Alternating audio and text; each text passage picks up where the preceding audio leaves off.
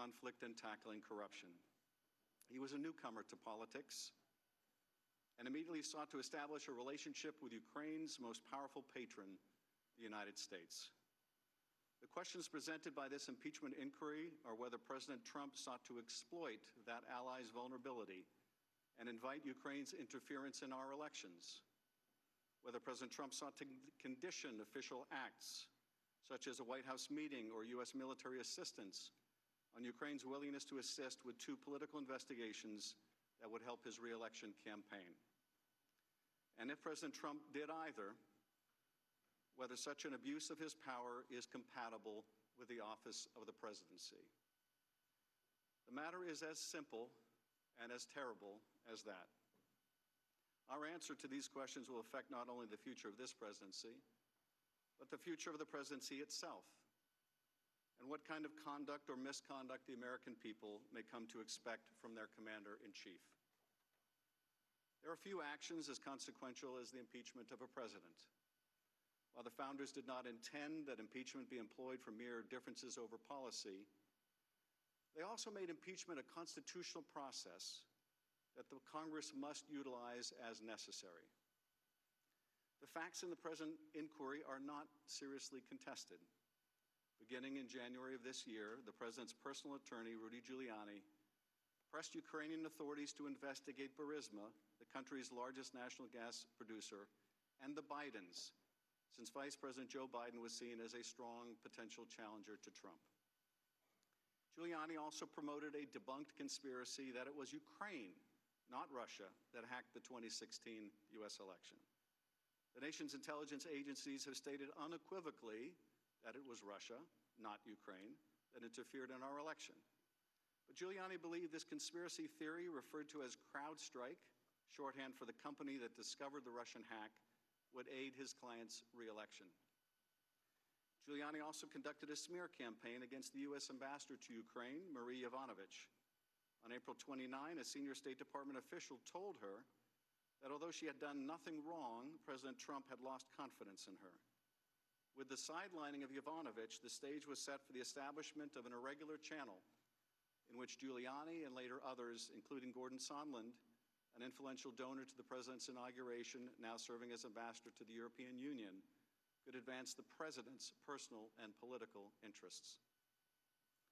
Yovanovitch's replacement in Kiev, Ambassador Bill Taylor, is a West Point graduate and a Vietnam veteran. As he began to better understand the scheme through the summer of 2019, he pushed back, informing Deputy Assistant Secretary Kent and others about a plan to condition U.S. government actions and funding on the performance of political favors by the Ukrainian government, favors intended for President Trump that would undermine our security and our elections. Several key events in this scheme took place in the month of July.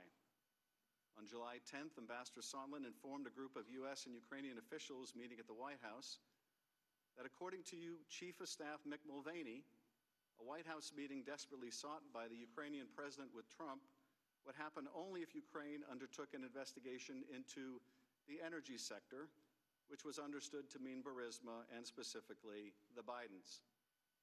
National Security Advisor Bolton abruptly ended the meeting and said afterwards that he would not be, quote, part of whatever drug deal Sondland and Mulvaney are cooking up on this, end quote.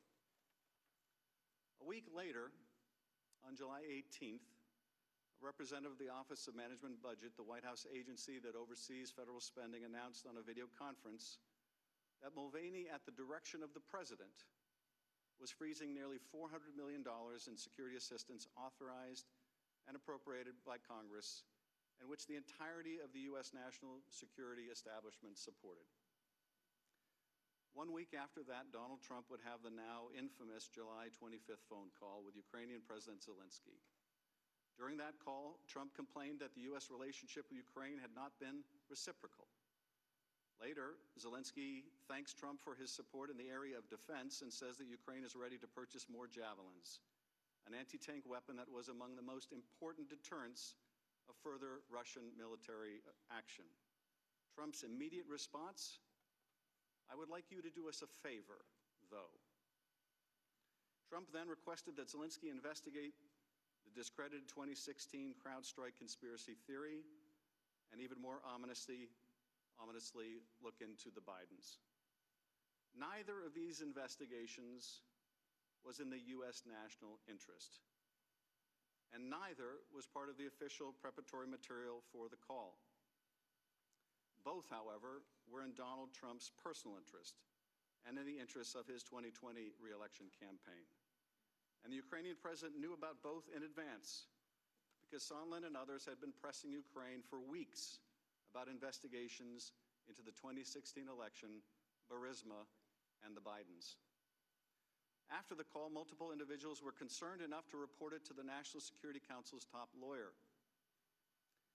The White House would then take the extraordinary step of moving the call record to a highly classified server exclusively reserved for the most sensitive intelligence matters.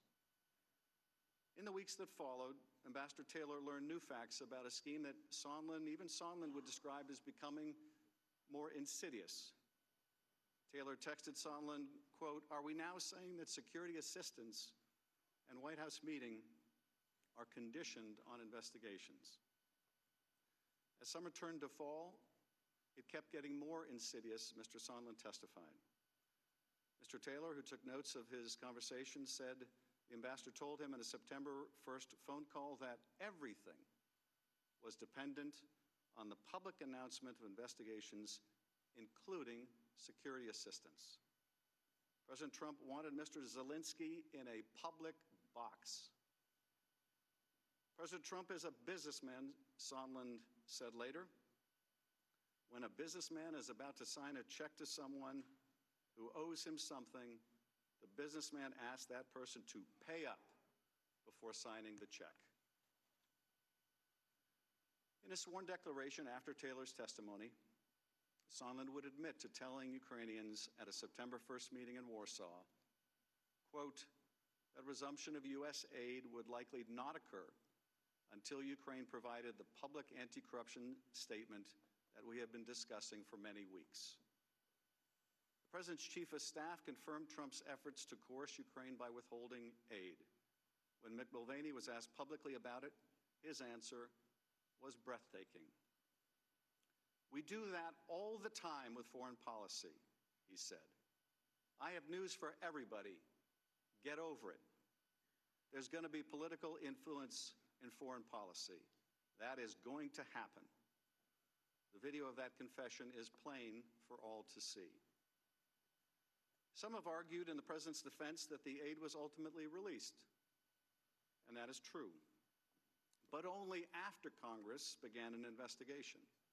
Only after the President's lawyers learned of a whistleblower complaint, and only after members of Congress began asking uncomfortable questions about quid pro quos.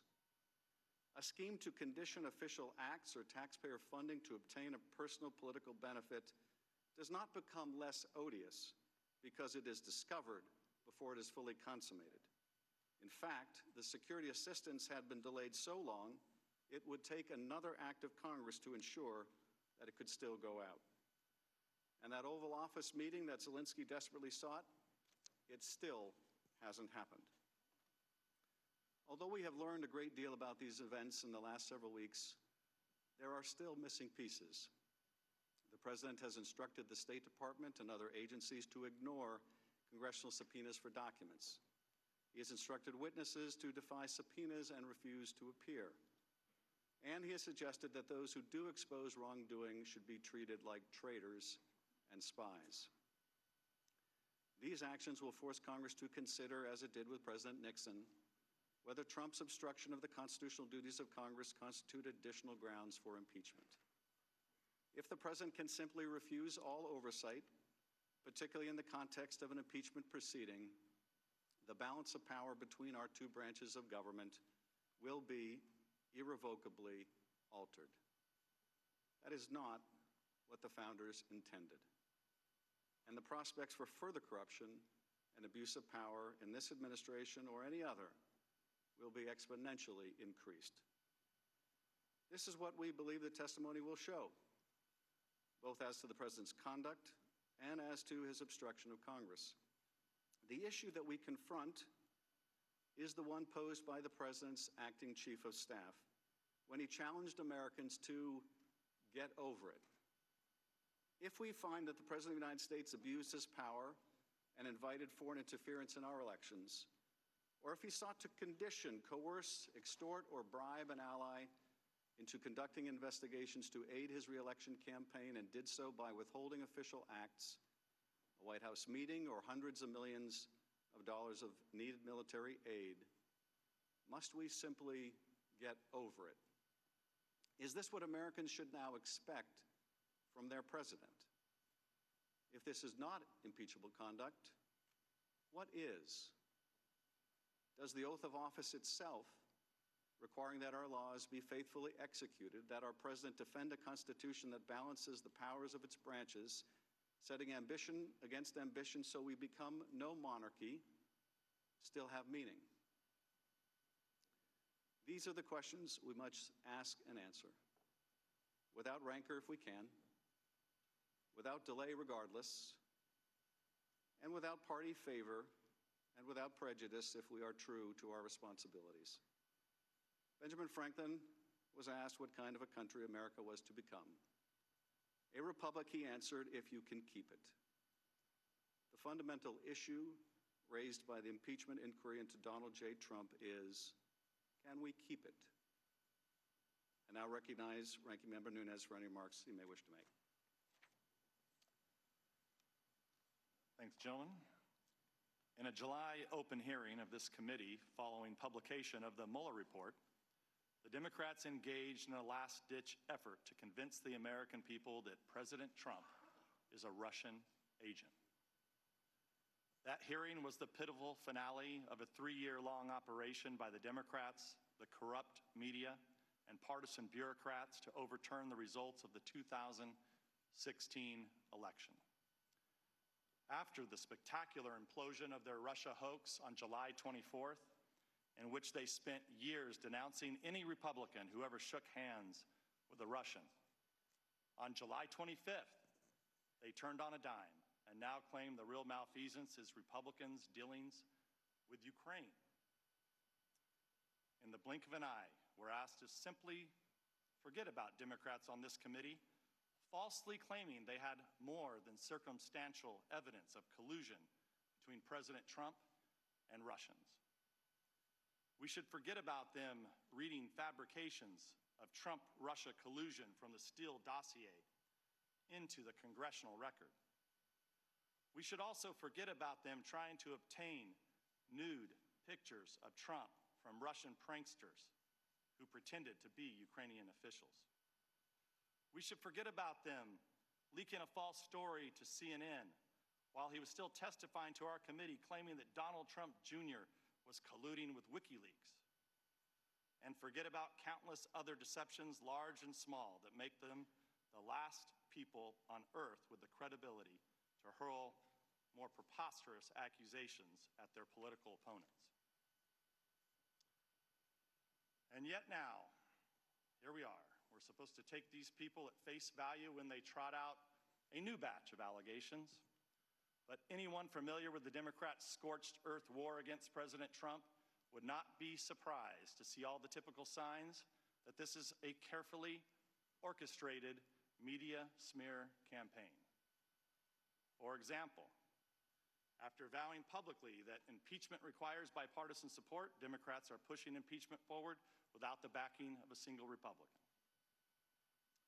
The witnesses deemed suitable for television by the Democrats were put through a closed-door audition process in a cult-like atmosphere in the basement of the Capitol, where Democrats conducted secret depositions, released a flood of misleading and one-sided leaks, and later selectively released transcripts in a highly staged manner. Violating their own guidelines, Democrats repeatedly redacted from the transcripts the name of Alexander Chalupa, a contractor for the Democratic National Committee who worked with Ukrainian officials to collect dirt on the Trump campaign, which she provided to the DNC and the Hillary Clinton campaign. The Democrats rejected most of the Republicans' witness requests, resulting in a horrifically one-sided process where the crucial witnesses are denied a platform if their testimony does not support the Democrats' absurd accusations. Notably, they are trying to impeach the president for inquiring about Hunter Biden's activities. Yet they refuse our request to hear from Biden himself. The whistleblower was acknowledged to have a bias against President Trump, and his attorney touted a coup against the president and called for his impeachment just weeks after the election. At a prior hearing, Democrats on this committee read out a purely fictitious rendition of the president's phone call with President Zelensky. They clearly found the real conversation to be insufficient for their impeachment narrative, so they just made up a new one. And most egregiously, the staff of the Democrats on this committee had direct discussions with the whistleblower before his or her complaint was submitted to the Inspector General. Republicans can't get a full account of these contacts because Democrats broke their promise to have the whistleblower testify to this committee. Democrat members hid these contacts from Republicans and then lied about them to the American people on national television. I've noted before, the Democrats have a long habit of accusing Republicans of offenses they themselves are committing. Let's recall, for years they accused the Trump campaign of colluding with Russia when they themselves were colluding with Russia by funding and spreading the Steele dossier, which relied on Russian sources. And now they accuse President Trump of malfeasance in Ukraine when they themselves are culpable. The Democrats cooperated in Ukrainian election meddling, and they defend Hunter Biden's securing of a lavishly paid position with a corrupt Ukrainian company, all while his father served as vice president. Despite this hypocrisy, the Democrats are advancing their impeachment sham. But we should not hold any hearings at all until we get answers to three crucial questions the Democrats are determined to avoid asking. First, what is the full extent of the Democrats' prior coordination with the whistleblower? And who else did the whistleblower coordinate this effort with? Second, what is the full extent of Ukraine's election meddling against the Trump campaign? And third, why did Burisma hire Hunter Biden? And what did he do for them? And did his position affect any U.S. government actions under the Obama administration? These questions will remain outstanding because Republicans were denied the right to call witnesses that know these answers. What we will witness today is a televised theatrical performance staged by the Democrats. Ambassador Taylor and Mr. Kent, I'd like to welcome you here. I'd like to congratulate you for passing the Democrat Star Chamber auditions held for the last weeks in the basement of the Capitol. It seems you agreed, witting or unwittingly, to participate in a drama. But the main performance, the Russia hoax, has ended, and you've been cast in the low-rent Ukrainian sequel. I'll conclude by noting the immense damage the politicized bureaucracy has done to Americans' faith in government. Though executive branch employees are charged with implementing the policies set by our president, who is elected and responsible to the American people, elements of the civil service have decided that they, not the president, are really in charge. Thus, as we'll learn in these hearings, after expressing skepticism of foreign aid and concern about foreign corruption on the campaign trail, President Trump outraged the bureaucracy by acting skeptically about foreign aid and expressing concerns about foreign corruption. Officials' alarm at the president's actions was typically based on second-hand, third-hand, and even fourth-hand rumors and innuendo. They believed it was an outrage for the president to fire an ambassador, even though the president has full authority to retain or remove diplomats for any reason at any time. Officials showed the surprising lack of interest in the indications of Ukrainian election meddling that deeply concerned the president at whose pleasure they serve. Despite all their dissatisfaction with President Trump's Ukraine policy, President approved the supply of weapons to Ukraine, unlike the previous administration, which provided blankets as defense against invading Russians. By undermining the President, who they are supposed to be serving, the elements of the FBI, the Department of Justice, and now the State Department have lost the confidence of millions of Americans who believe that their vote should count for something. It will take years, if not decades, to restore faith in these institutions. This spectacle is doing great damage to our country. It's nothing more than an impeachment process in search of a crime. That I yield back.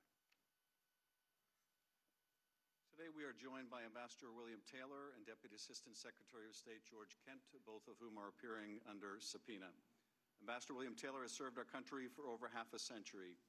He attended U.S. Military Academy at West Point, graduating in the top 1% of his class, before serving as an infantry officer in the U.S. Army for 6 years, including with the 101st Airborne Division during the Vietnam War. Ambassador Taylor led a rifle platoon in Vietnam and was awarded the Bronze Star Medal and the Air Medal for Valor. Following his military service, he worked at the Department of Energy as a staffer in the U.S. Senate, as an advisor as well to U.S. Ambassador to NATO. In the 1990s, Ambassador Taylor coordinated U.S. assistance to Eastern Europe and the former Soviet Union, and later served in Afghanistan, Iraq, and worked on the Middle East peace process. In 2006, President Bush nominated him as ambassador to Ukraine, where he served until 2009, and then was appointed by President Barack Obama to be special coordinator for Middle East transitions. Ambassador Taylor was serving as the executive vice president of the nonpartisan U.S. Institute for Peace when, in June 2019, Secretary of State Mike Pompeo asked him to return to lead the U.S. Embassy in Kiev as chargé d'affaires. Mr. George Kent currently serves as Deputy Assistant Secretary in the Department of State's Bureau of European and Eurasian Affairs, overseeing policy towards Ukraine and other countries. He has served twice in Ukraine, from 2004 to 2007. He was the Deputy Political Counselor, including during the Orange Revolution. And from 2015 to 2018, he served as Deputy Chief of Mission in Kiev. Since joining the Foreign Service in 1992, Mr. Kent has served in Poland, Uzbekistan, and Thailand. He also served as the Senior Anti-Corruption Coordinator and oversaw programs to strengthen the rule of law. All witness depositions as part of this inquiry were unclassified in nature, and all open hearings will also be at the unclassified level. Any information that may touch unclassified information will be addressed separately. Congress will not tolerate any reprisal, threat of reprisal, or attempt to retaliate against any U.S. government official for testifying before Congress, including you or any of your colleagues.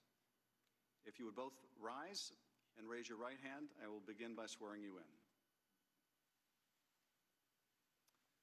Do you swear or affirm that the testimony you are about to give is the truth, the whole truth, and nothing but the truth, so help you God? Let the record show that the witnesses answered in the affirmative. Thank you, and please be seated. Mr. Chairman, before we hear from the witnesses, I have a parliamentary inquiry. The gentleman will state her parliamentary inquiry. Mr. Chairman, when can we anticipate a response to our November 9th letter requesting certain individual witnesses to be called? The gentlewoman should be aware that 3 of the witnesses the minority has requested are scheduled for next week. Those were your witnesses, Mr. Chairman. What about the additional 6 witnesses? The gentlewoman may inquire about additional witnesses or make a request for a vote on additional witnesses following the witness testimony. And Mr. Chairman, I have a point of order under HRES 660. Gentlewoman will state her point of order. Mr. Chairman, will you be prohibiting witnesses from answering members' questions as you have in the closed-door depositions? As the gentlewoman should know if she was present for the deposition. Which I was, Mr. For Chairman. some of them, yes. Correct. The only times I prevented witnesses from answering questions, along with their counsel, was when it was apparent that members were seeking to out the whistleblower. We will do everything necessary to protect the whistleblower's identity, and I'm disturbed to hear members of the committee who have in the past voiced strong support for whistleblower protections seek to undermine those protections by outing the whistleblower. Mr. Chairman, only one member and their Gentlewoman will staff suspend. The gentlewoman on this will- committee has direct knowledge of the identity of the whistleblower. Gentlewoman will suspend. You asked a parliamentary inquiry, and I am responding, or a point of order, and I'm responding. We will not permit the outing of the whistleblower, and questions along those lines, counsel will inform their clients not to respond to. If necessary, I will intervene. Otherwise, I want members to feel free to ask any questions they like. Mr. This is Chairman, an oppor- this is I'd like an to opportunity- make a motion, Mr. Chairman. that I'm we sorry, this is an subpoena the opportunity for members whistleblower and get to all ask the rest any of us questions on they record. like. The gentleman is not recognized. Mr. Chairman. I'm responding to the gentlewoman's point of order. Otherwise, members will have every opportunity to ask any questions they like. Mr. Conaway, do you seek recognition for what purpose? I seek recognition to make a motion that we actually subpoena the whistleblower for a closed-door, secret deposition, so that the questions that should be appropriately asked the whistleblower by our side and your side may be asked. And I would prefer that rather than it be your single decision, that the committee speak to that issue rather than just the chairman. And I move that we I think the gentleman, it won't be my single subpoena decision. the whistleblower. It won't be my single decision. We will entertain a motion to subpoena any witness, but after the witnesses have had an opportunity to testify. That Thank you, Mr. Chairman. motion will be in order, but that motion will be suspended until after the witnesses All right, testify. thank you, Mr. Mr. Chairman, do you anticipate when we would For vote what on that? purpose does Mr. Jordan seek recognition? Just to ask a clarifying question, do you anticipate when we might vote on the ability to have the whistleblower in front of us, something you, of the 435 members of Congress, you are the only member who knows who that individual is, and your staff is the only staff of any member of Congress who's had a chance to talk with that individual. We would like that opportunity. When might that happen in this proceeding today? First, as the gentleman knows, that's a false statement. I do not know the identity of the whistleblower, and I'm determined to make sure that identity is protected. But as I said to Mr. Conaway, you'll have an opportunity after the witnesses testify to make a motion to subpoena any witness and compel a vote. And with that, I now recognize the witnesses. Before I do, I want to just emphasize the microphones are sensitive, so please speak directly into them. Without objection, your written statements will be made part of the record. And with that, Deputy Assistant Secretary Kent, you are recognized for your opening statement. Ambassador Taylor, you are recognized immediately thereafter for your opening statement. Good morning. My name is George Kent, and I am the Deputy Assistant Secretary of State for Eastern Europe and the Caucasus. I have served proudly as a nonpartisan career Foreign Service officer for more than 27 years under 5 presidents, 3 Republican and 2 Democrat. As I mentioned in my opening comments last month in the closed-door deposition, I represent the 3rd generation of my family who have chosen a career in public service and sworn the oath of office that all U.S. public servants do in defense of our Constitution. Indeed, there has been a George Kent sworn to defend the Constitution continuously for nearly 60 years, ever since my father reported to Annapolis for his plebe summer. After graduating first in his Naval Academy class in 1965, the year best known for his Heisman-winning classmate Roger Staubach, my father served a full, honorable 30 years, including as a captain of a nuclear ballistic missile submarine during the height of the Cold War. 5 great-uncles served honorably in the Navy and the Army in World War II. In particular, Tom Taggart was stationed in the Philippines at the time of the attack on Pearl Harbor. He survived the brutal Bataan Death March and 3.5 years in a Japanese prisoner of war camp unbroken. He returned to service as an Air Force judge advocate, upholding the rule of law until his death in 1965. Today, I appear before you once again, under subpoena, as a fact witness, ready to answer all of your questions about the events and developments examined in this inquiry, to the best of my ability and recollection, subject to the limits placed on me by the law and this process. I will begin with some opening comments on the key principles at the heart of what brings me before you today. To wit, principled public service in pursuit of our enduring national interests and the place of Ukraine in our national and security interests. For the past 5 years, we have focused our united efforts across the Atlantic to support Ukraine in its fight for the cause of freedom and the rebirth of a country free from Russian dominion and the warped legacy of Soviet institutions and post-Soviet behavior. As I stated in my closed-door deposition last month, you don't step into the public arena of international diplomacy in active pursuit of principled U.S. interests without expecting vigorous pushback, including personal attacks. Such attacks came from the Russians, their proxies, and corrupt Ukrainians. That tells me our efforts were hitting their mark. It was unexpected and most unfortunate, however, to watch some Americans, including those who allied themselves with corrupt Ukrainians in pursuit of private agendas, launch attacks on dedicated public servants advancing U.S. interests in Ukraine. In my opinion, those attacks undermined U.S. and Ukrainian national interests and damaged our critical bilateral relationship. The United States has very clear national interests at stake in Ukraine. Ukraine's success is very much in our national interest, in the way we have defined our national interest broadly in Europe for the past 75 years. After World War II, U.S. leadership furthered far-sighted policies like the Marshall Plan in the creation of a rules-based international order. Protected by the collective security provided by NATO, Western Europe recovered and thrived after the carnage of World War II, notwithstanding the shadow of the Iron Curtain. Europe's security and prosperity contributed to our security and prosperity.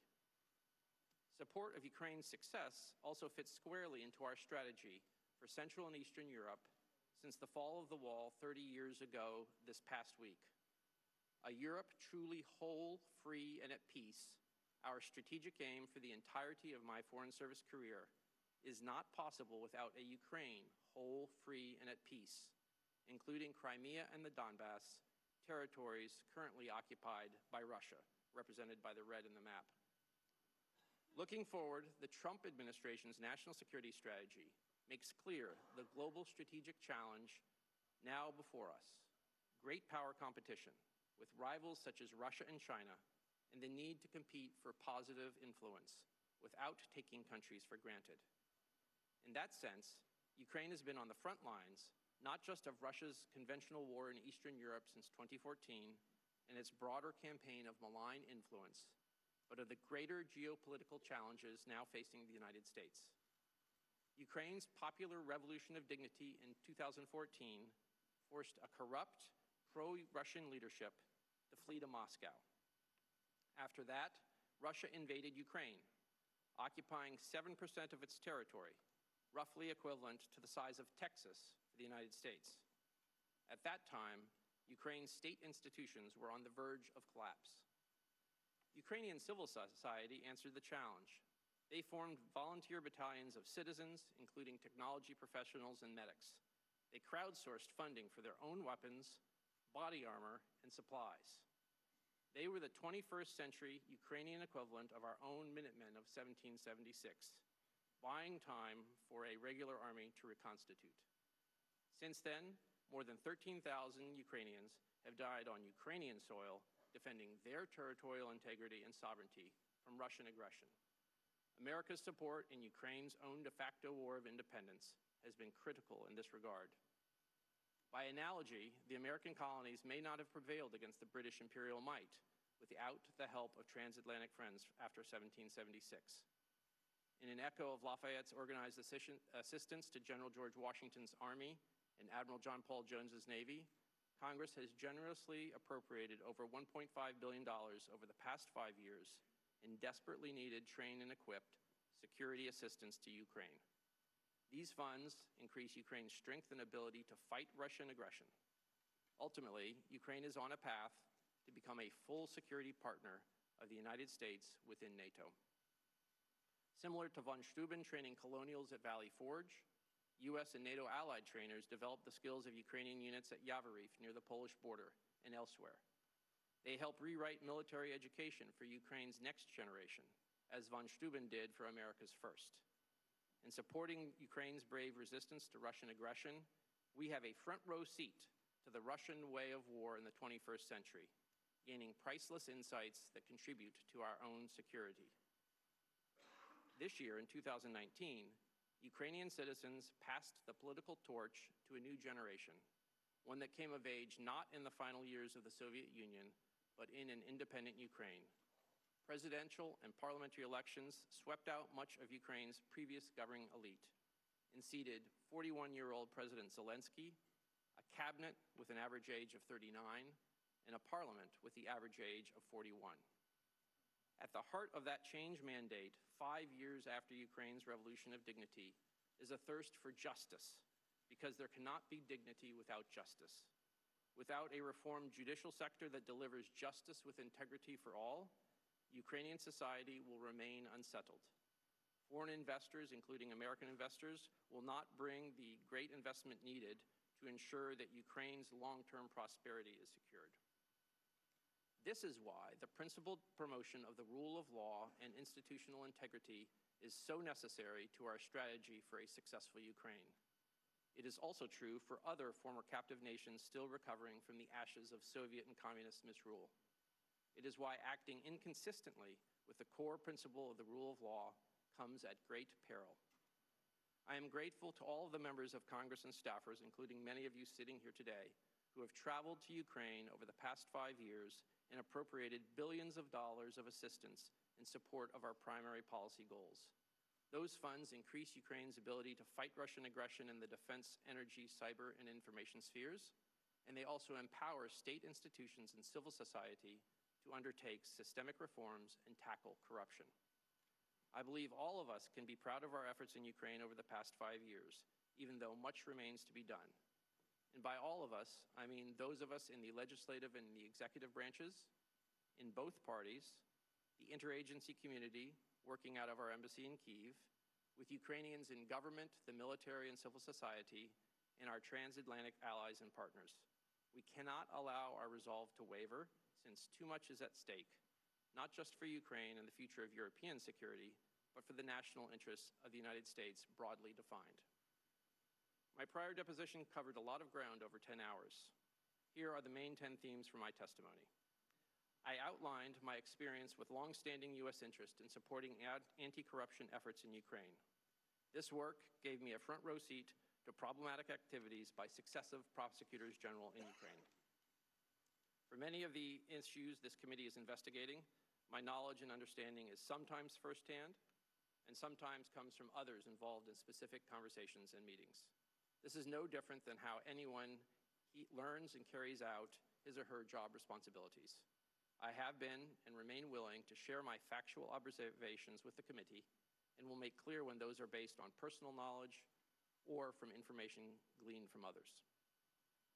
U.S. efforts to counter corruption in Ukraine focus on building institutional capacity so that the Ukrainian government has the ability to go after corruption and effectively investigate, prosecute, and judge alleged criminal activities using appropriate institutional mechanisms.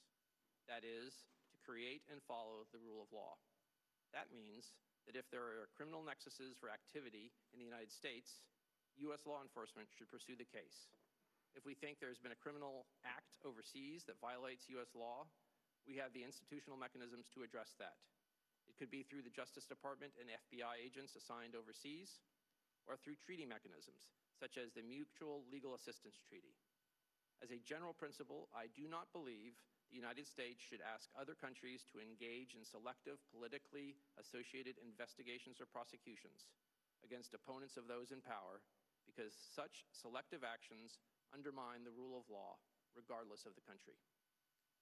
The pervasive and longstanding problem of corruption in Ukraine included exposure to a situation involving the energy company Burisma. The primary concern of the U.S. government since 2014 was Burisma's owner, Mykola Zlochevsky, whose frozen assets abroad we had attempted to recover on Ukraine's behalf. In early 2015, I raised questions with the Deputy Prosecutor General about why the investigation of Mr. Zlochevsky had been terminated, based on our belief that prosecutors had accepted bribes to close the case. Later, I became aware that Hunter Biden was on the board of Burisma. Soon after that, in a briefing call with the National Security Staff of the Office of the Vice President in February of 2015, I raised my concern that Hunter Biden's status as a board member could create the perception of a conflict of interests. Let me be clear, however, I did not witness any effort by any U.S. official to shield Burisma from scrutiny.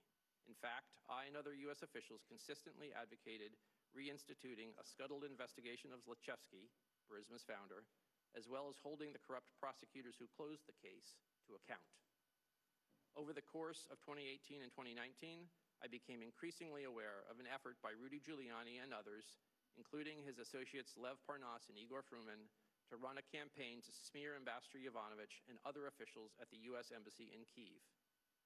The chief agitators on the Ukrainian side of this effort were some of those same corrupt former prosecutors I had encountered, particularly Yuri Lutsenko and Viktor Shokin. They were now peddling false information in order to extract revenge against those who had exposed their misconduct, including U.S. diplomats, Ukrainian anti-corruption officials, and reform-minded civil society groups in Ukraine. During the late spring and summer of 2019, I became alarmed as those efforts bore fruit. They led to the ouster of Ambassador Yovanovitch and hampered U.S. efforts to establish rapport with the new Zelensky administration in Ukraine.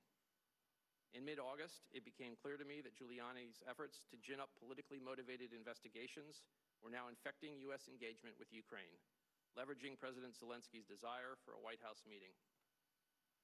There are and always have been conditionality placed on our sovereign loan guarantees for Ukraine.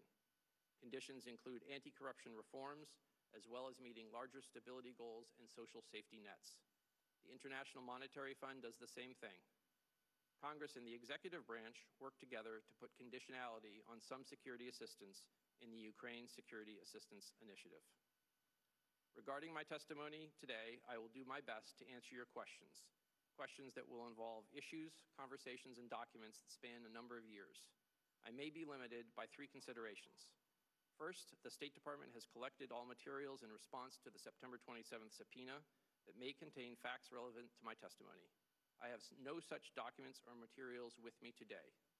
I will thus do my best to answer as accurately, completely, and truthfully as I can to the best of my recollection. Second, as this committee knows from deposition testimony, throughout this process there have been concerns that questions may be asked about classified information. We have asked the State Department for guidance about classification concerns related to the public release of my deposition, and the State Department has declined to provide any. So if I'm asked a question today that I believe may implicate classified information, I will respectfully decline to answer in this public forum. Third, there may be questions focusing on the identity of people in the intelligence community. These questions were redacted from my deposition's transcript. If such a question arises today, I will follow my counsel's advice and decline to answer. I would like to conclude my opening remarks with an observation about some of my fellow public servants who have come under personal attacks. Ambassador Yovanovitch, Lieutenant Colonel Vindman, and Dr. Hill, at least one of whom is going to appear before this body in the coming days. Masha, Alex, and Fiona were born abroad before their families or they themselves personally chose to immigrate to the United States. They all made the professional choice to serve the United States as public officials, helping shape our national security policy towards Russia in particular, and we and our national security are the better for it. In this sense, they are the 21st century heirs of 2 giants of 20th century U.S. national security policy who also were born abroad. My former professor Zbigniew Brzezinski and his fellow immigrant Henry Kissinger. Like the Brzezinskis and Kissingers, the Yovanovitches and Vindmans fled Nazi and communist oppression to contribute to a stronger, more secure America. That honorable tradition of transatlantic ties goes back to the very founding of our republic.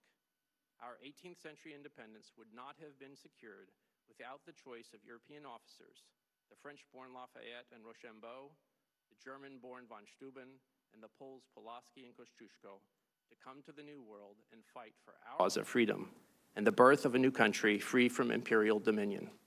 It is my privilege to sit next to my former boss, Ambassador Taylor, today, and it is my honor to serve with all of these patriotic Americans. Thank you. Thank you, Ambassador Taylor. Mr. Chairman, I'm appearing today at the committee's request to provide my perspective on the events that are the subject of the committee's inquiry. I want to emphasize at the outset that while I am aware that the committee has requested my testimony as part of impeachment proceedings, I am not here to take one side or the other, or to advocate for any particular outcome of these proceedings. My sole purpose is to provide facts as I know them, about the incidents in question, as well as my views about the strategic importance of Ukraine to the United States.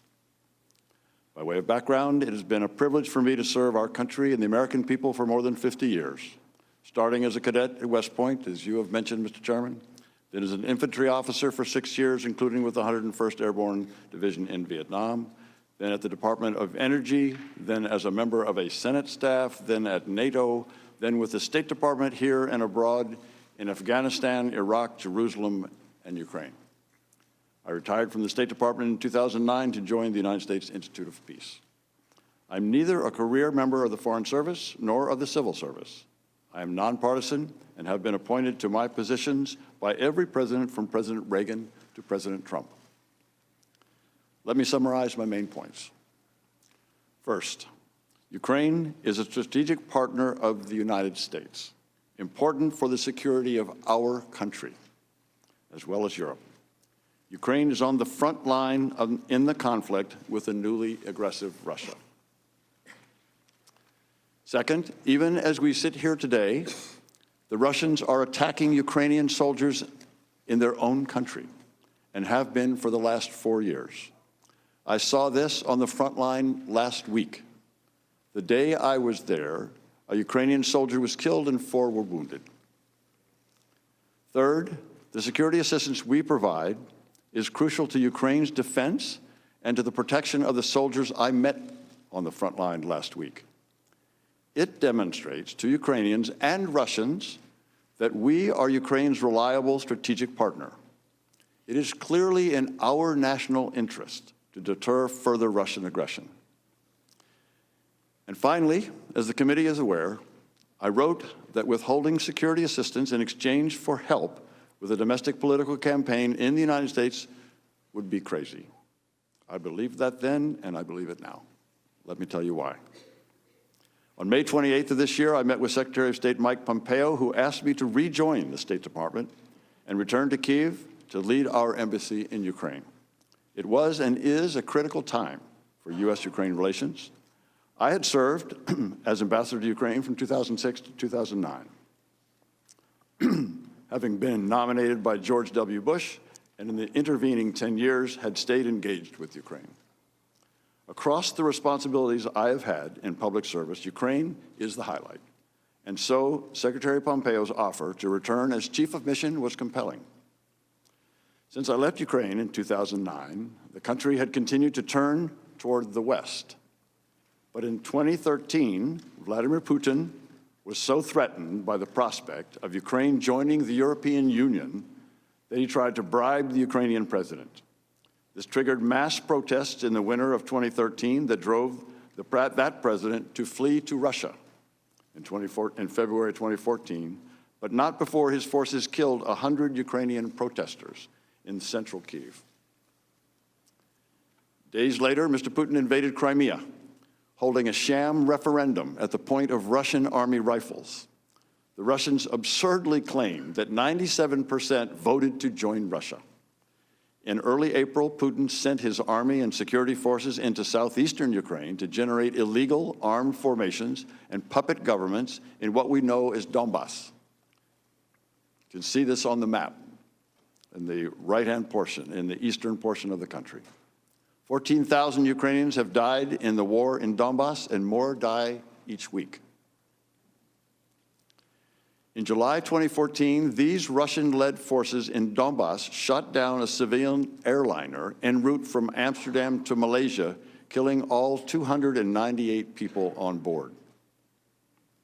We, the Europeans, and most of the West imposed economic sanctions and kicked the Russians out of the G8.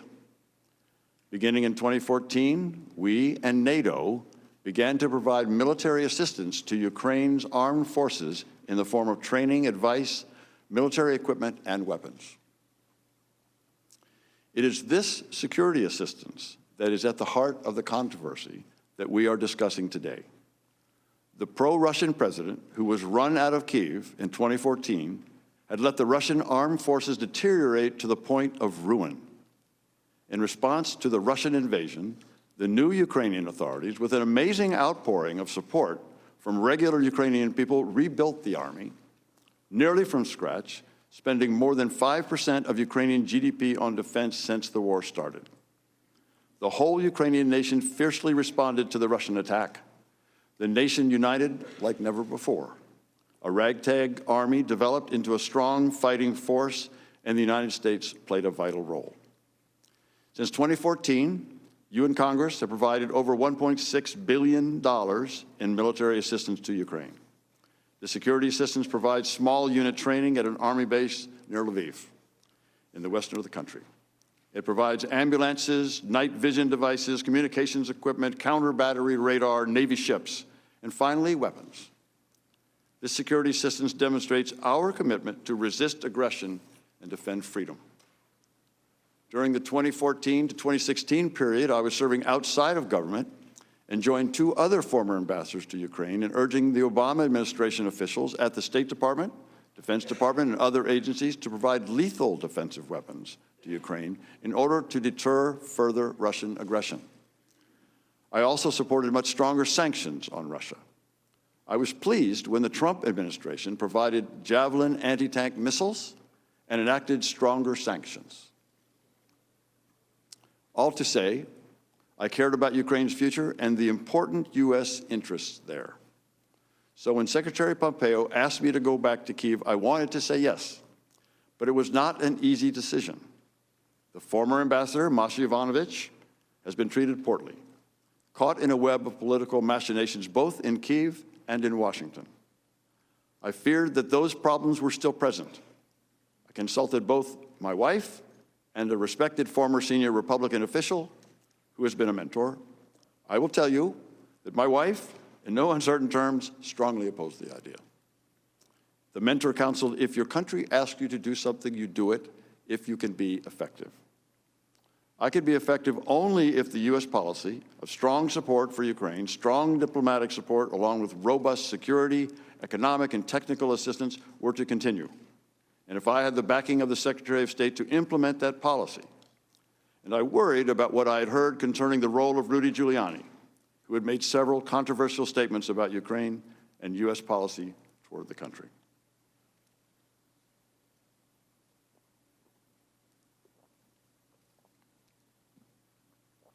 So during my meeting with Secretary Pompeo on May 28th, I made clear to him and the others present that if U.S. policy toward Ukraine changed, he would not want me posted there, and I could not stay.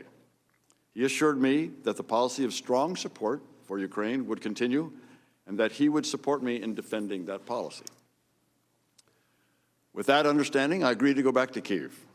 Because I was appointed by the Secretary but not reconfirmed by the Senate, my official position was chargé d'affaires ad interim. In effect, I was the acting ambassador to Ukraine. I returned to Kyiv on June 17th, carrying the original copy of a letter President Trump signed the day after I met with the Secretary. In that letter, President Trump congratulated President Zelensky on his election victory and invited him to a meeting in the Oval Office. But once I arrived in Kyiv, I discovered a weird combination of encouraging, confusing, and ultimately alarming circumstances. First, the encouraging. President Zelensky was reforming Ukraine in a hurry. He appointed reformist ministers and supported long-stalled anti-corruption legislation. He took quick executive action, including opening Ukraine's high anti-corruption court. With a new parliamentary majority stemming from snap elections, President Zelensky changed the Ukrainian constitution to remove absolute immunity from Rada deputies, the source of raw corruption for 2 decades. The excitement in Kyiv was palpable. This time could be different, a new Ukraine finally breaking from its corrupt post-Soviet past. And yet, I found a confusing and unusual arrangement for making U.S. policy toward Ukraine. There appeared to be 2 channels of U.S. policymaking and implementation, one regular and one highly irregular. As the acting ambassador, I had authority over the regular, formal diplomatic processes, including the bulk of the U.S. effort to support Ukraine against Russian invasion and to help it defeat corruption. My colleague, Deputy Assistant Secretary of State George Kent, and our colleagues at the National Security Council were my main points of contact in Washington in this regular channel. This channel is formally responsible for formulating and overseeing the implementation of U.S. foreign policy with respect to Ukraine, a policy that has consistently enjoyed strong bipartisan support, both in Congress and in all administrations since Ukraine's independence from Russia in 1991. At the same time, however, I encountered an irregular, informal channel of U.S. policymaking with respect to Ukraine, unaccountable to Congress, a channel that included then Special Envoy Kurt Volker, U.S. Ambassador to the European Union Gordon Sondland, Secretary of Energy Rick Perry, White House Chief of Staff Mick Mulvaney, and, as I subsequently learned, Mr. Giuliani. I was clearly in the regular channel, but I was also in the irregular one to the extent that Ambassadors Volker and Sondland included me in certain conversations. Although this irregular channel was well connected in Washington, it operated mostly outside of official State Department channels. The irregular channel began when Ambassador Volker, Ambassador Sondland, Secretary Perry, and Senator Ron Johnson briefed President Trump on May 23rd upon their return from President Zelensky's inauguration. The delegation was as enthusiastic as I would soon become about the new Ukrainian president and urged President Trump to meet with him early on to cement the U.S.-Ukraine relationship. But from what I understood from the participants, President Trump did not share their enthusiasm for a meeting with President Zelensky. When I arrived in Kyiv, the actions of both the regular and the irregular channels of foreign policy appeared to serve the same goal, a strong U.S.-Ukraine partnership. But it became clear to me by August that the channels had diverged in their objectives. As this occurred, I became increasingly concerned.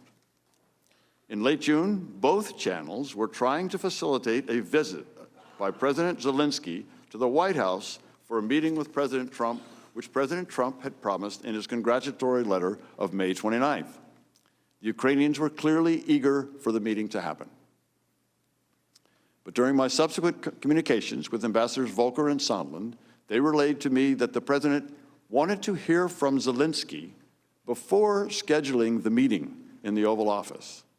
It was not clear to me what this meant.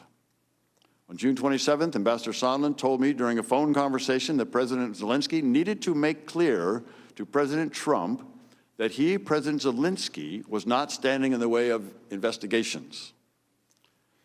I sensed something odd when Ambassador Sondland told me on June 28th that he did not wish to include most of the regular interagency participants in a call planned with President Zelensky later that day. Ambassador Sondland, Ambassador Volker, Secretary Perry, and I were on this call, dialing in from different locations. However, Ambassador Sondland said he wanted to make sure no one was transcribing or monitoring as they added President Zelensky to the call.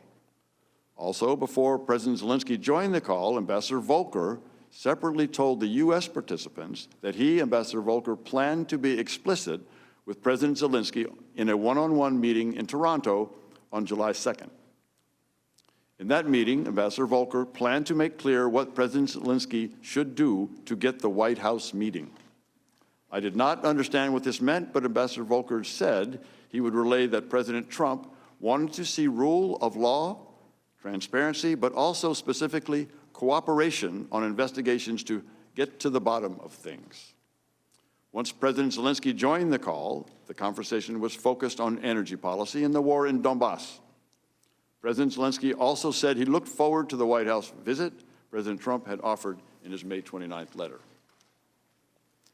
By mid-July, it was becoming clear to me that the meeting President Zelensky wanted was conditioned on the investigations of Burisma and alleged Ukrainian interference in the 2016 U.S. elections. It was also clear that this condition was driven by the irregular policy channel I had come to understand was guided by Mr. Giuliani.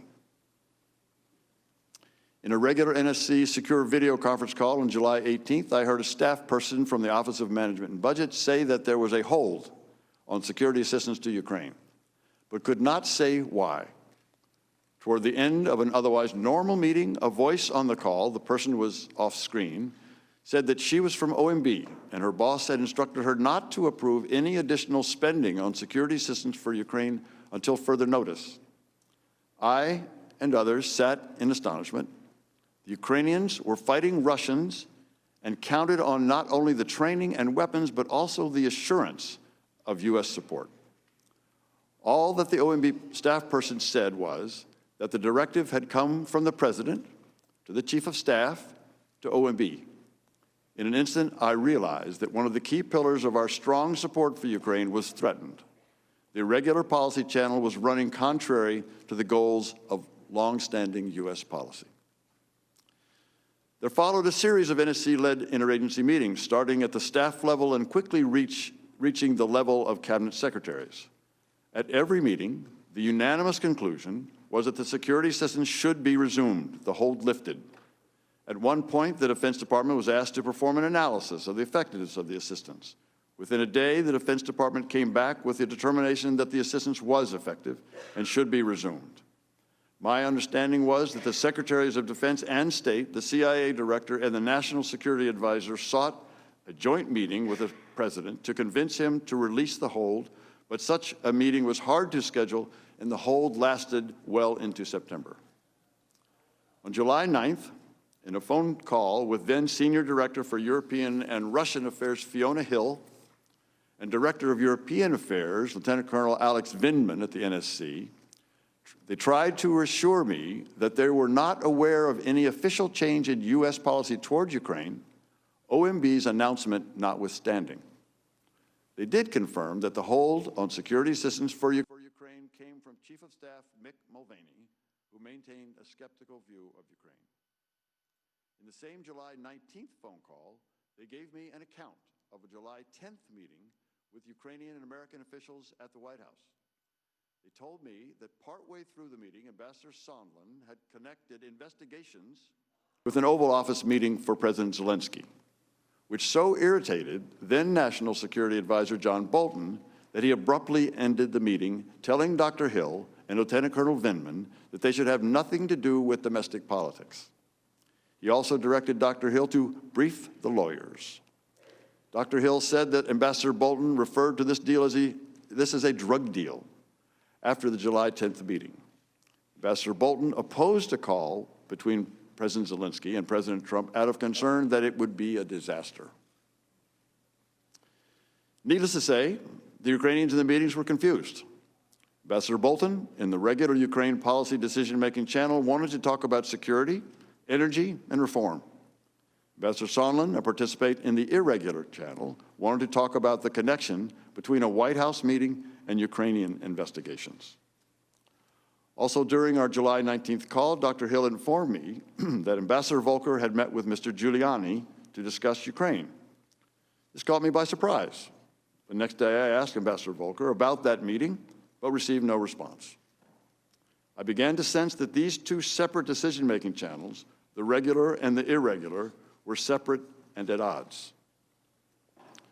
Later that day, I received text messages on a three-way WhatsApp text conversation with Ambassadors Volker and Sondland, a record of which was provided by Ambassador Volker.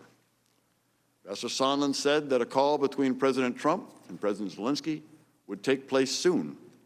Ambassador Volker said that what was most important is for Zelensky to say that he will help investigation and address any specific personnel issues, if there are any.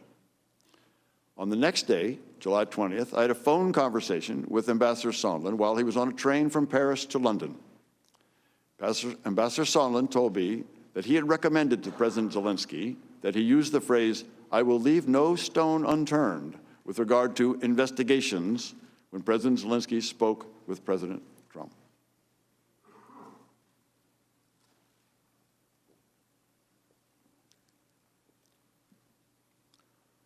Also, on July 20th, I had a phone conversation with Alexander Danylyuk, President Zelensky's national security advisor, who emphasized that President Zelensky did not want to be used as an instrument in a U.S. re-election campaign.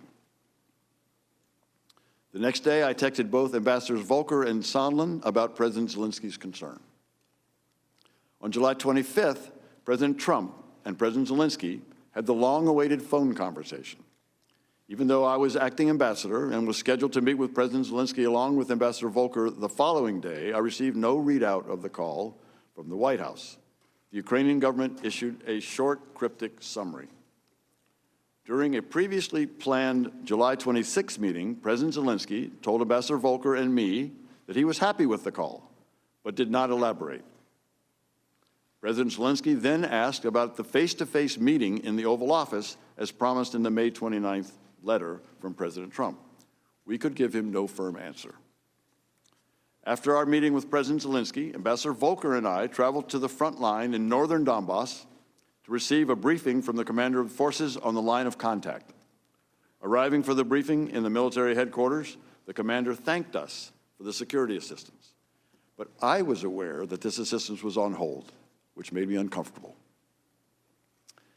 Ambassador Volker and I could see the armed and hostile Russian-led forces on the other side of the damaged bridge across the line of contact. Russian-led forces continue to kill Ukrainians in the war, 1 or 2 a week. More Ukrainians would undoubtedly die without the U.S. assistance.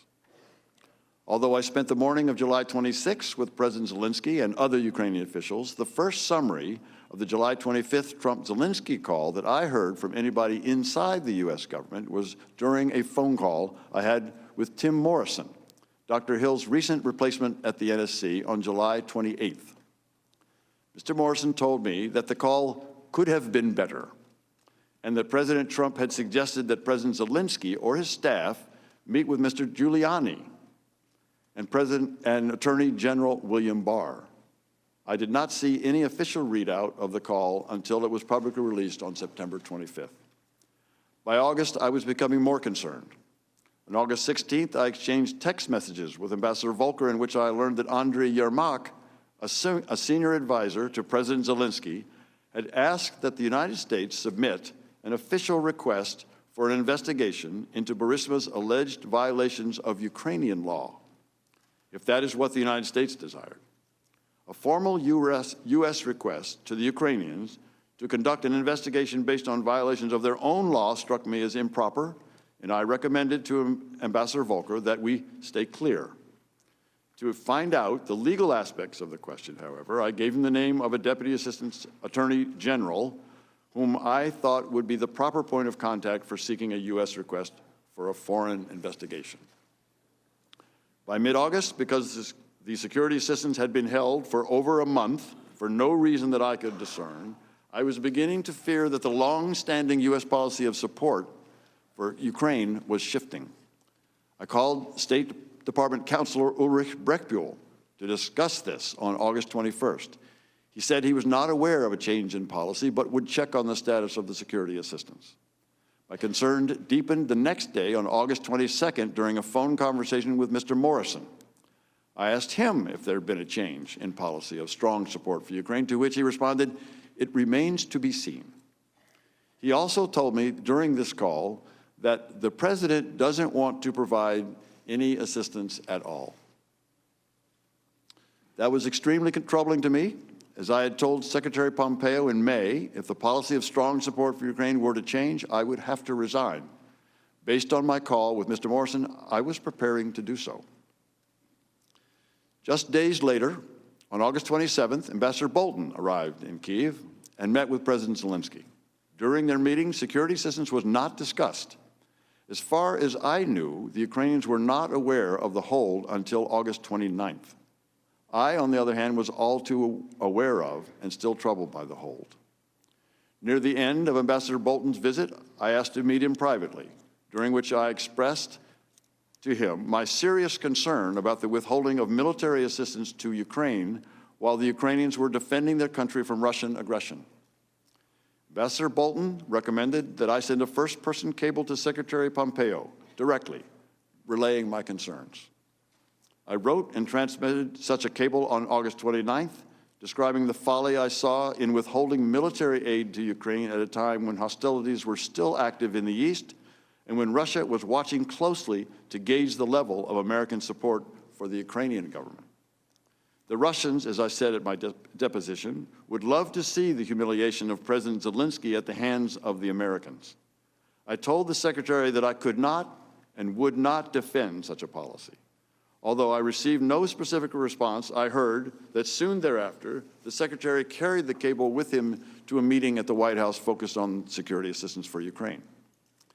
The same day that I sent my cable to the Secretary, Mr. Yermak contacted me very concerned, asking about the withheld security assistance. The hold that the White House had placed on assistance had just been made public that day in a Politico story. At that point, I was embarrassed that I could give him no explanation for why it was withheld. It had still not occurred to me that the hold on security assistance could be related to the investigations. That, however, would change. On September 1st, just 3 days after my cable to Secretary Pompeo, President Zelensky met Vice President Pence at a bilateral meeting in Warsaw. President Trump had planned to travel to Warsaw, but at the last minute had canceled because of Hurricane Dorian. Just hours before the Pence-Zelensky meeting, I contacted Mr. Daniluk to let him know that the delay of U.S. assistance was an all-or-nothing proposition in the sense that if the White House did not lift the hold prior to the end of the fiscal year, September 30th, the funds would expire and Ukraine would receive nothing. I was hopeful that at the bilateral meeting, or shortly thereafter, the White House would lift the hold, but this was not to be. On the evening of September 1st, I received a readout of the Pence-Zelensky meeting over the phone from Mr. Morrison, during which he told me that President Zelensky had opened the meeting by immediately asking Vice President about the security cooperation. The Vice President did not respond substantively, but said that he would talk to President Trump that night. The Vice President did say that President Trump wanted the Europeans to do more to support Ukraine and that he wanted the Ukrainians to do more to fight corruption. During the same phone call with Mr. Morrison, he described a conversation Ambassador Sondland had with Mr. Yermak in Warsaw. Ambassador Sondland told Mr. Yermak that the security assistance money would not come until President Zelensky committed to pursue the Burisma investigation. I was alarmed by what Mr. Morrison told me about the Sondland-Yermak conversation. I understand that Mr. Morrison testified at his deposition that Ambassador Sondland proposed it might be sufficient for the Ukrainian Prosecutor General to commit to pursue the investigations, as opposed to President Zelensky. But this was the first time that I had heard that the security assistance, not just the White House meeting, was conditioned on the investigations. Very concerned, on that same day, September 1st, I sent Ambassador Sondland a text message asking if we are now saying that the security assistance and a White House meeting are conditioned on investigations. Ambassador Sondland responded, asking me to call him, which I did. During that phone call, Ambassador Sondland told me that President Trump had told him that he wants President Zelensky to state publicly that Ukraine will investigate Burisma and alleged Ukrainian interference in the 2016 election. Ambassador Sondland also told me that he now recognized that he had made a mistake by earlier telling Ukrainian officials that only a White House meeting with President Zelensky was dependent on a public announcement of the investigations. In fact, Ambassador Sondland said, everything was dependent on such an announcement, including security assistance. He said that President Trump wanted President Zelensky in a public box by making a public statement about ordering such investigations. In the same September 1st call, I told Ambassador Sondland that President Trump should have more respect for another head of state, and that what he described was not in the interest of either President Trump or President Zelensky. At that point, I asked Ambassador Sondland to push back on President Trump's demand. Ambassador Sondland pledged to try. I suggested the possibility that Ukrainian Prosecutor General, rather than President Zelensky, would make a statement about the investigations, potentially in coordination with Attorney General Barr's probe into the investigation of interference in the 2016 elections. The next day, September 2nd, Mr. Morrison called to inform me that Mr. Daniluk had asked him to come to his hotel in Warsaw. Mr. Daniluk expressed President Zelensky's concern about the possible loss of U.S. support for Ukraine. In particular, Mr. Morrison relayed to me that the inability of any U.S. officials to respond to the Ukrainians' explicit questions about security assistance was troubling them. I was experiencing the same tension in my dealings with the Ukrainians, including a meeting I had had with the defense minister that day. On September 5th, I accompanied Senators Johnson and Murphy during their visit to Kyiv.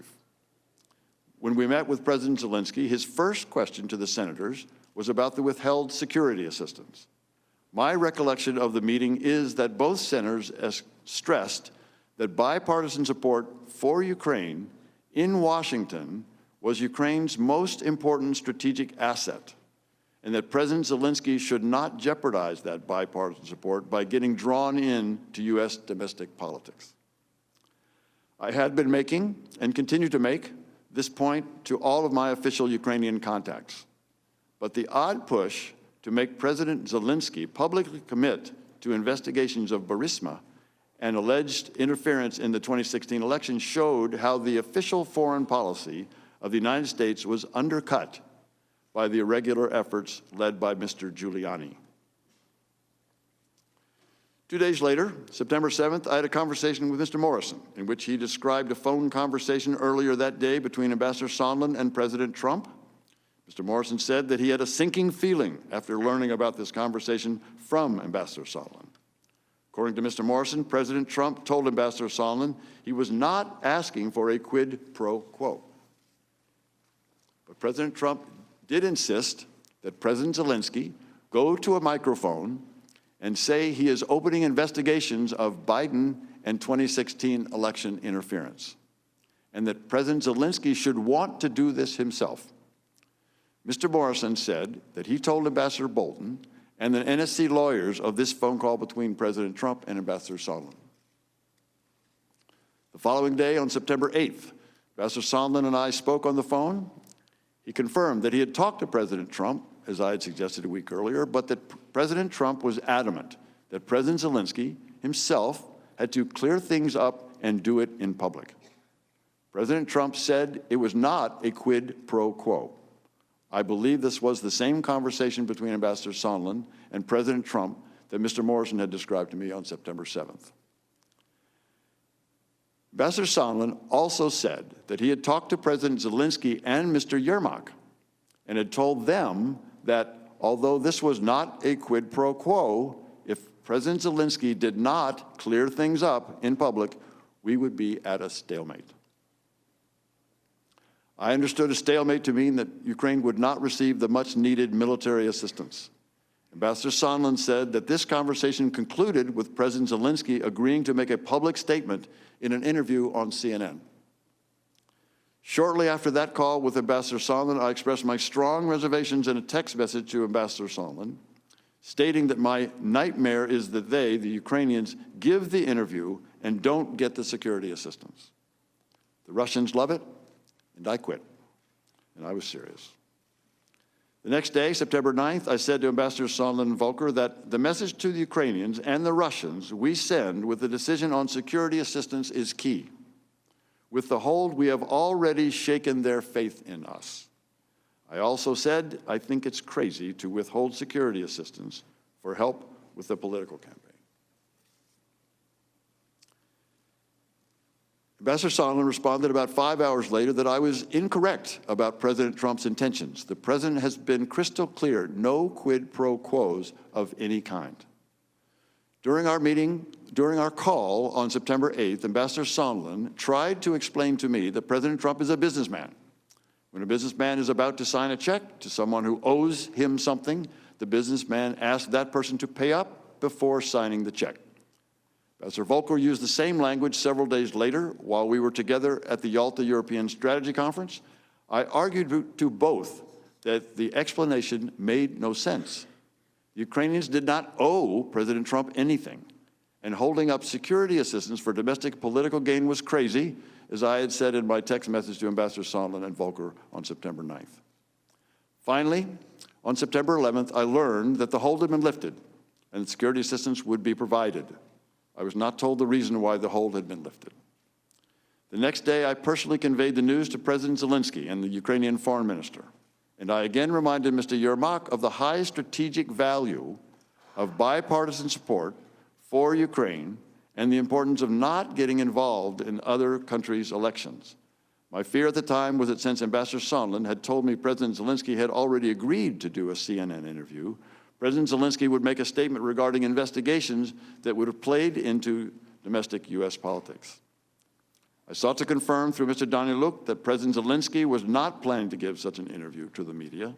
While Mr. Danylyuk initially confirmed that on September 12th, I noticed during a meeting on the morning of September 13th at President Zelensky's office that Mr. Yermak looked uncomfortable in response to the question. Again, I asked Mr. Danylyuk to confirm that there would be no CNN interview, which he did.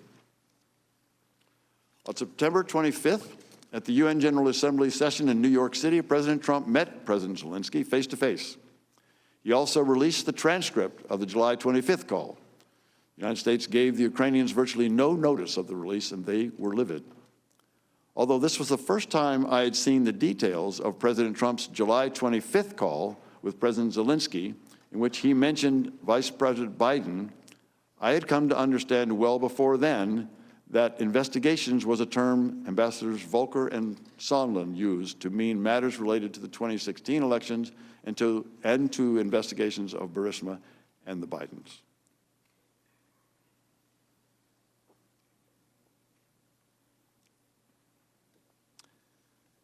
Last Friday, a member of my staff told me of events that occurred on July 26th. While Ambassador Volker and I visited the front, this member of my staff accompanied Ambassador Sondland.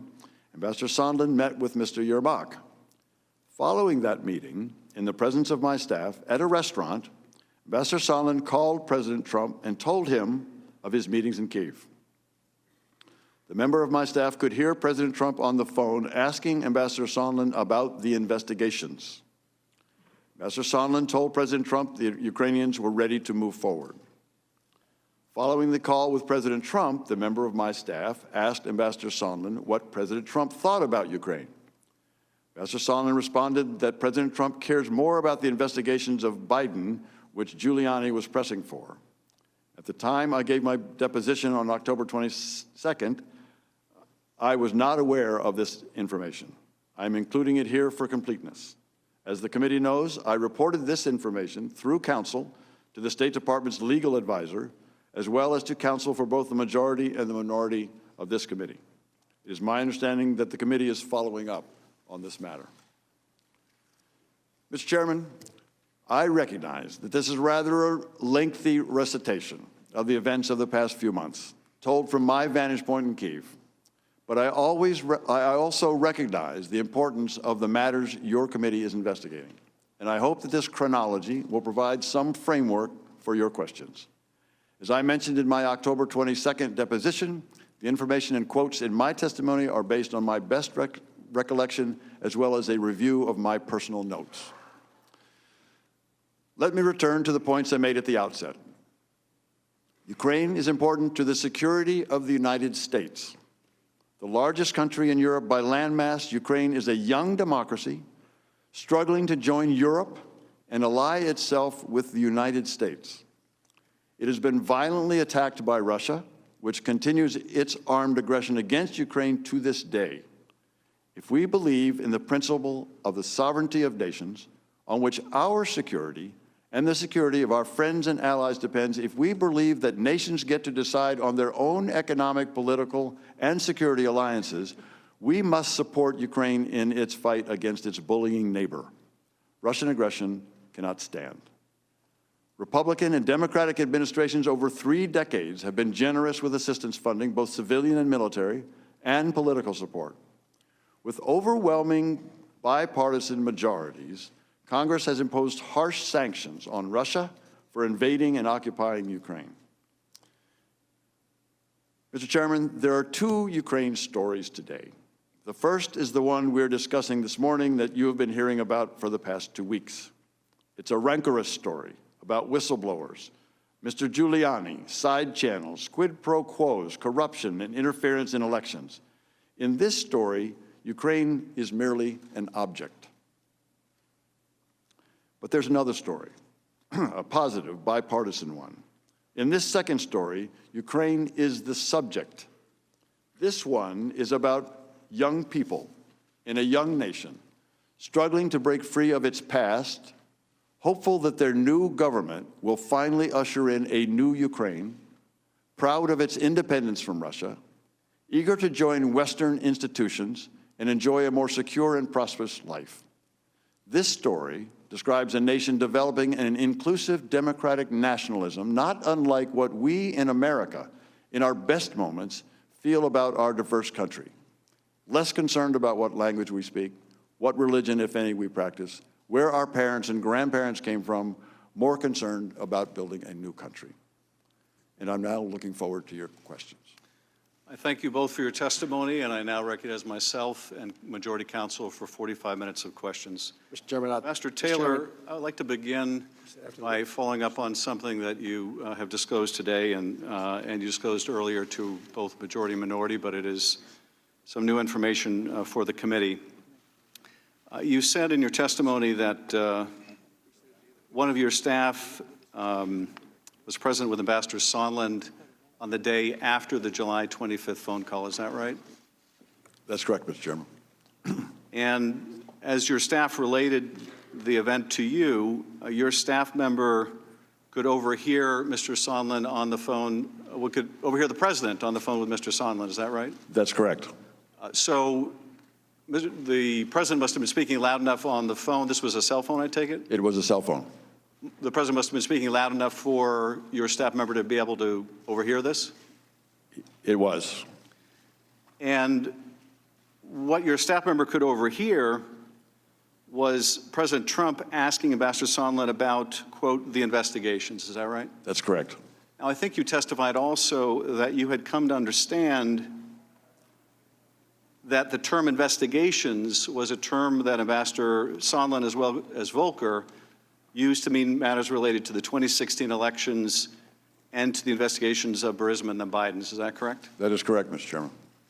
So your staff member overhears the president asking about the investigations, meaning Burisma and the Bidens in 2016. And Ambassador Sondland told President Trump that the Ukrainians were ready to move forward? He did.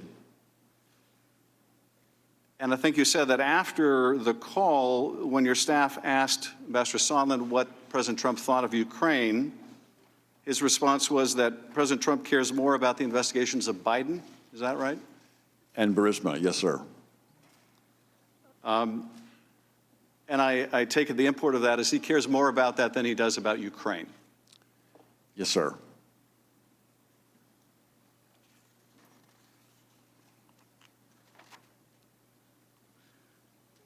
During your testimony, Ambassador Taylor, you also said that more Ukrainians would undoubtedly die without U.S. assistance. Why is that? Mr. Chairman, the security assistance that we provide, it takes many forms. One of the components of that assistance is counter-battery radar. Another component are sniper weapons. These weapons and this assistance it allows the Ukrainian military to deter further incursions by the Russians against Ukrainian territory. If that further incursion, further aggression were to take place, more Ukrainians would die. So it is a deterrent effect that these weapons provide. It's also the ability, it gives the Ukrainians the ability to negotiate from a position of a little more strength when they negotiate an end to the war in Donbass, negotiating with the Russians. This also is a way that would reduce the number of Ukrainians who would die. I take it if the provision of U.S. military assistance would save Ukrainian lives, that any delay in that assistance may also cost Ukrainian lives. Is that true? Mr. Chairman, of course, it's hard to draw any direct lines between any particular element of security assistance and any particular death on the battlefield. But it is certainly true that that assistance had enabled Ukrainian armed forces to be effective and deter and to be able to take countermeasures to the attacks that the Russians had. And I think you said that a Ukrainian soldier lost their life while you were visiting Donbass. We keep very careful track of the casualties, and I noticed on the next day the information that we got that one was killed, 4 soldiers were wounded on that day. And indeed, Ukrainians lose their lives every week. Every week. I think you also testified that Russia was watching closely to gauge the level of American support for the Ukrainian government. Why is that significant? This is significant, Mr. Chairman, because the Ukrainians, in particular under this new administration, are eager to end this war. And they are eager to end it in a way that the Russians leave their territory. These negotiations, like all negotiations, are difficult. Ukrainians would like to be able to negotiate from a position of strength, or at least more strength than they now have. Part of that strength, part of the ability of the Ukrainians to negotiate against the Russians, with the Russians for an end to the war in Donbass, depends on United States and other international support. If we withdraw or suspend or threaten to withdraw our security assistance, that's a message to the Ukrainians, but it's at least as important, as your question indicates, Mr. Chairman, to the Russians, who are looking for any sign of weakness or any sign that we are withdrawing our support for Ukraine. And so when the Ukrainians learned of the suspension of the military aid, either privately or when others learned publicly, the Russians would be learning also. And they would take that as a lack of robust U.S. support for Ukraine. Is that right? That's correct, sir. And that would weaken Ukraine in negotiating an end to the war in Donbass. It would. People watching, I'm sure, are interested in how military assistance and diplomatic support for Ukraine affects Ukraine, but even more so interested in how does this affect our national security? Now, I think you said that if we believe in a principle of sovereignty of nations where countries get to determine their own economic, political, and security alliances, we have to support Ukraine in its fight, that the kind of aggression we see by Russia can't stand. How is it important to American national security that we provide for a robust defense of Ukraine's sovereignty? Mr. Chairman, as my colleague, Deputy Assistant Secretary George Kent described, we have a national security policy, a national defense policy that identifies Russia and China as adversaries. The Russians are violating all of the rules, treaties, understandings that they committed to that actually kept the peace in Europe for nearly 70 years. Until they invaded Ukraine in 2014, they had abided by sovereignty of nations, of inviolability of borders. That rule of law, that order that kept the peace in Europe and allowed for prosperity as well as peace in Europe was violated by the Russians. And if we don't push back on that, on those violations, then that will continue. And that, Mr. Chairman, affects us. It affects the world that we live in, that our children will grow up in, and our grandchildren. This affects the kind of world that we want to see abroad. So that affects our national interest very directly. Ukraine is on the front line of that conflict. I want to thank you both for your decades of service to the country, and now recognize Mr. Goldman for questioning. Thank you, Mr. Chairman. Ambassador Taylor, on the heels of you discussing the importance of the security assistance to Ukraine, I want to go to the end of the timeline where you learned that that security assistance was conditioned on Ukraine announcing the investigations that the president wanted. And in particular, on September 9th of this year, you texted Ambassador Sondland and Volker. And the text message should be on the screen in front of you. And if you could read what you wrote.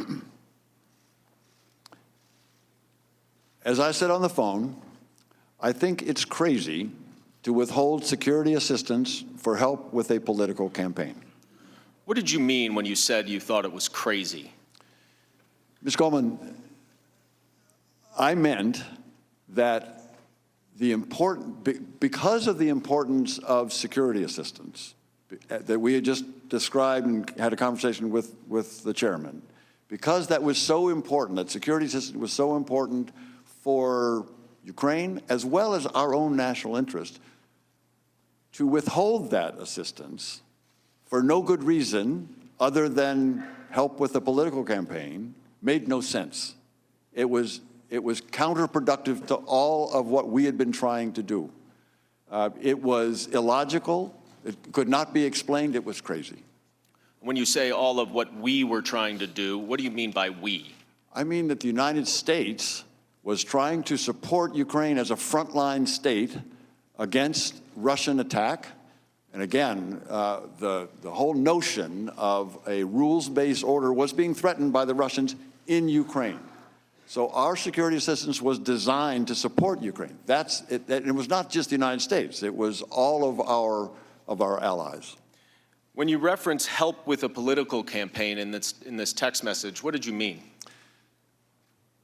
I meant that the investigation of Burisma and the Bidens was clearly identified by Mr. Giuliani in public for months as a way to get information on the two Bidens.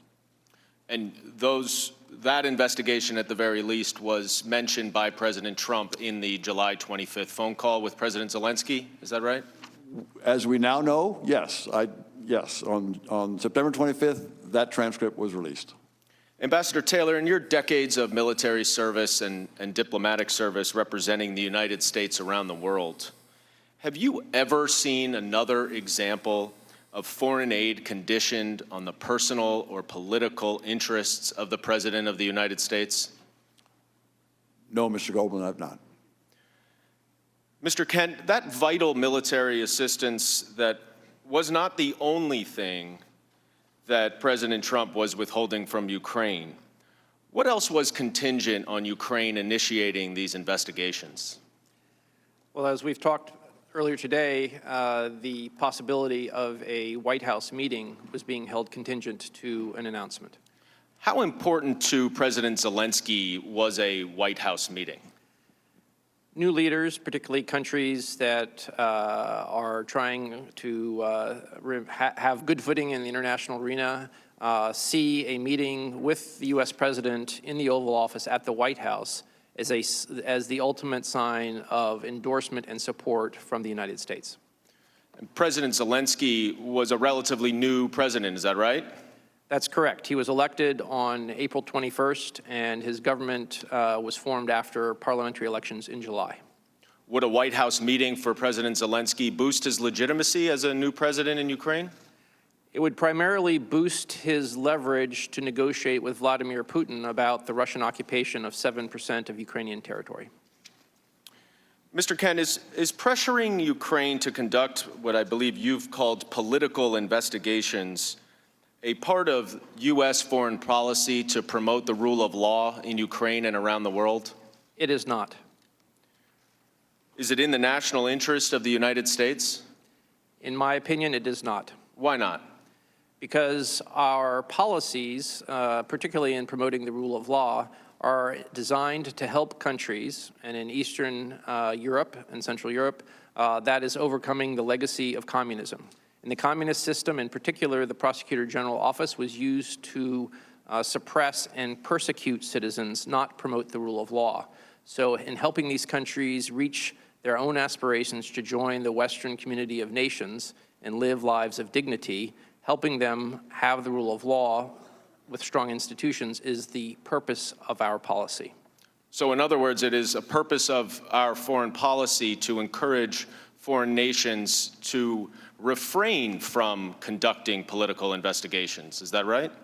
Correct. And in fact, as a matter of policy, not of programming, we oftentimes raise our concerns, usually in private, with countries that we feel are engaged in selective political prosecution and persecution of their opponents. Ambassador Taylor, now that we've established that you ultimately did understand that President Trump was withholding the security assistance and a White House meeting from Ukraine until they announced these investigations to benefit his re-election campaign, let's go back a little bit in time to when you first learned about this conditionality. And on September 1st, so a little more than a week before that text we just read, you sent another text to Ambassadors Sondland and Volker, which should also be on the screen in front of you. And if you could read what you wrote to them. Are we now saying that security assistance and White House meeting are conditioned on investigations? And Ambassador Sondland responded, "Call me." He did. Now, what information had you learned that prompted you to write this text message?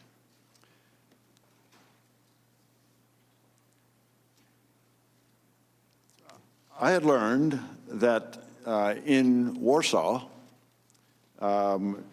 after the meeting Vice President Pence had with President Zelensky, Ambassador Sondland had meetings there and had described to Mr. Yermak, the assistant to President Zelensky, that the security assistance was also held pending announcement by President Zelensky in public of these investigations. Before that, I had only understood from Ambassador Sondland that the White House meeting was conditioned. And at this time, after I heard of this conversation, it struck me, it was clear to me that security assistance was also being held. You said previously that you were alarmed to learn this. Why were you alarmed? It's one thing to try to leverage a meeting in the White House. It's another thing, I thought, to leverage security assistance to a country at war, dependent on both the security assistance and the demonstration of support. It was much more alarming. The White House meeting was one thing, security assistance was much more alarming. Now, Ambassador Taylor, in your opening statement, you outlined a very detailed timeline, and in fact, we have a written copy here, and you included some phrases and words in quotations. Did you take notes of this conversation on September 1st with Ambassador Sondland? I did. And did you take notes related to most of the conversations, if not all of them, that you recited in your opening statement? All of them, Mr. Goldman. And what do those quotations that you include in your opening statement reflect? They reflect my notes on the exact words that I heard on that call. So it was, if I put those in quotes, that meant that those are the words used on that phone call or in that conversation. Did you review those notes before you drafted your opening statement and came here to testify? I did. Now, is that how, for example, you remember that Ambassador Sondland was on a train from Paris to London, during a call in July? That's correct. And you are aware, I presume, that the State Department has not provided those notes to the committee, is that right? I am aware. So we don't have the benefit of reviewing them to ask you these questions? Correct. I understand that they may be coming sooner or later. Well, we would welcome that. You also testified earlier, Ambassador Sondland, or Ambassador Taylor, that President Trump had delegated some matters overseeing Ukraine policy to Ambassador Sondland, who is a big inaugural supporter of President Trump, even though Ukraine is not in his domain of the European Union. Is that right? Several participants in the meeting in the Oval Office with President Trump with the delegation to the inauguration of President Zelensky, told me of that conversation, and it was at that meeting, as I understand it from several participants, that President Trump asked the participants to work with Mr. Giuliani on Ukraine policy. Did you come to understand that Ambassador Sondland had a direct line of communication into President Trump? I did. And you testified, or rather in that text message, Ambassador Sondland says to call him after you wrote that. Did you in fact call him? I did. And what did he say to you? He said that I was wrong about President Trump's intent, that there was no quid pro quo. But did he say anything after that? Did he describe to you, I believe you said, I'll refresh your memory, that Thank you. he mentioned something in your opening statement. You said that he said that everything, I believe, and you had that in quotes, was actually contingent on the initiation of these investigations. What did he mean by everything? Ms. Goldman, what he meant by everything was the security assistance and the White House meeting.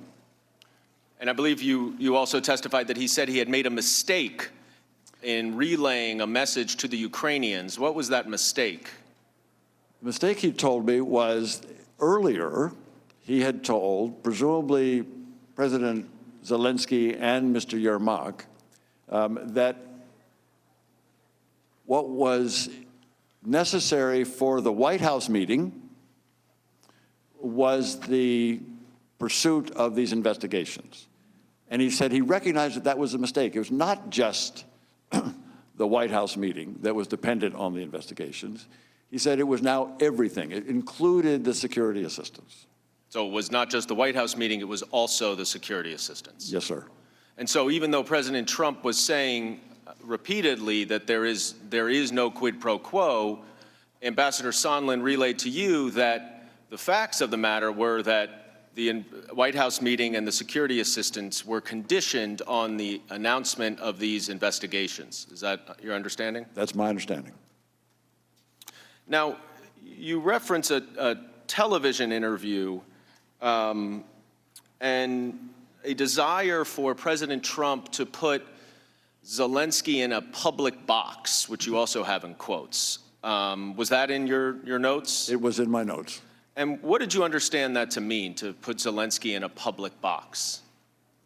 I understood that to mean that President Trump, through Ambassador Sondland, was asking for President Zelensky to very publicly commit to these investigations, that it was not sufficient to do this in private, that this needed to be a very public statement. And did you understand why it was needed to be in public as opposed to a private confirmation? I had no further information on that. Now, during this time period in early September, did you come to understand that from your conversations with the Ukrainians or other individuals that Ukraine felt pressure to initiate these investigations because of the conditionality of the White House meeting and the security assistance? Mr. Goldman, here's what I know. I got several questions.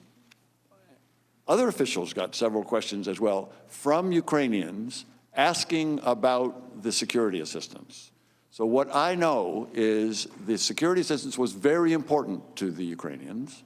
They had begun to hear from Ambassador Sondland that the security assistance was not going to come until the investigations were pursued. What I heard from the defense minister, what the senators, what Senator Johnson and Senator Murphy heard in their conversation with President Zelensky was the clear concern, the urgent concern that Ukrainians had about the security assistance. Now, you also described a conversation that you had with Ambassador Sondland a week later on September 8th. And in that conversation, in your opening statement, you described how Ambassador Sondland used the term stalemate What did you understand the concern about a stalemate to be?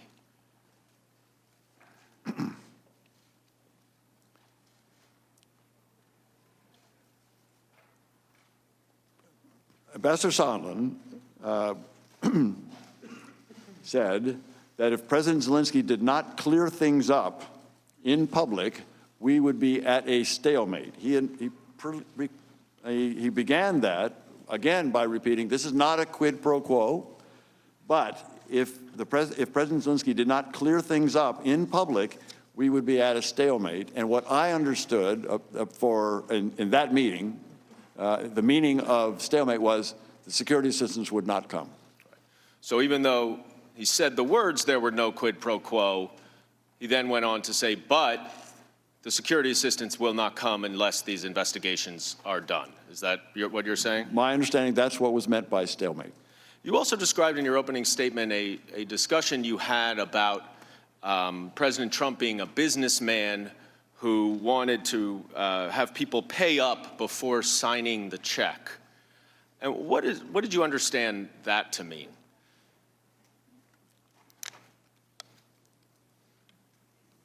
This was an explanation that Ambassador Sondland gave me about his understanding of President Trump's thought process. Ambassador Sondland is a businessman. President Trump's a businessman. He was explaining to me the relationship, the understanding that a businessman would have when he was about to sign a check. And by that, he clearly meant that President Trump was thinking about or had in front of him the possibility of providing security assistance to Ukraine. It was similar to writing a check to someone who you're about to send.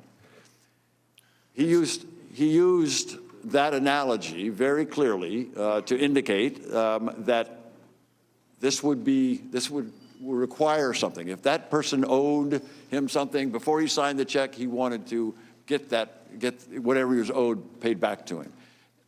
And Ambassador Volker used very similar language about a week later, which indicates to me that they had that conversation as well. Did Ukraine owe anything to the United States? Ms. Goldman, they didn't.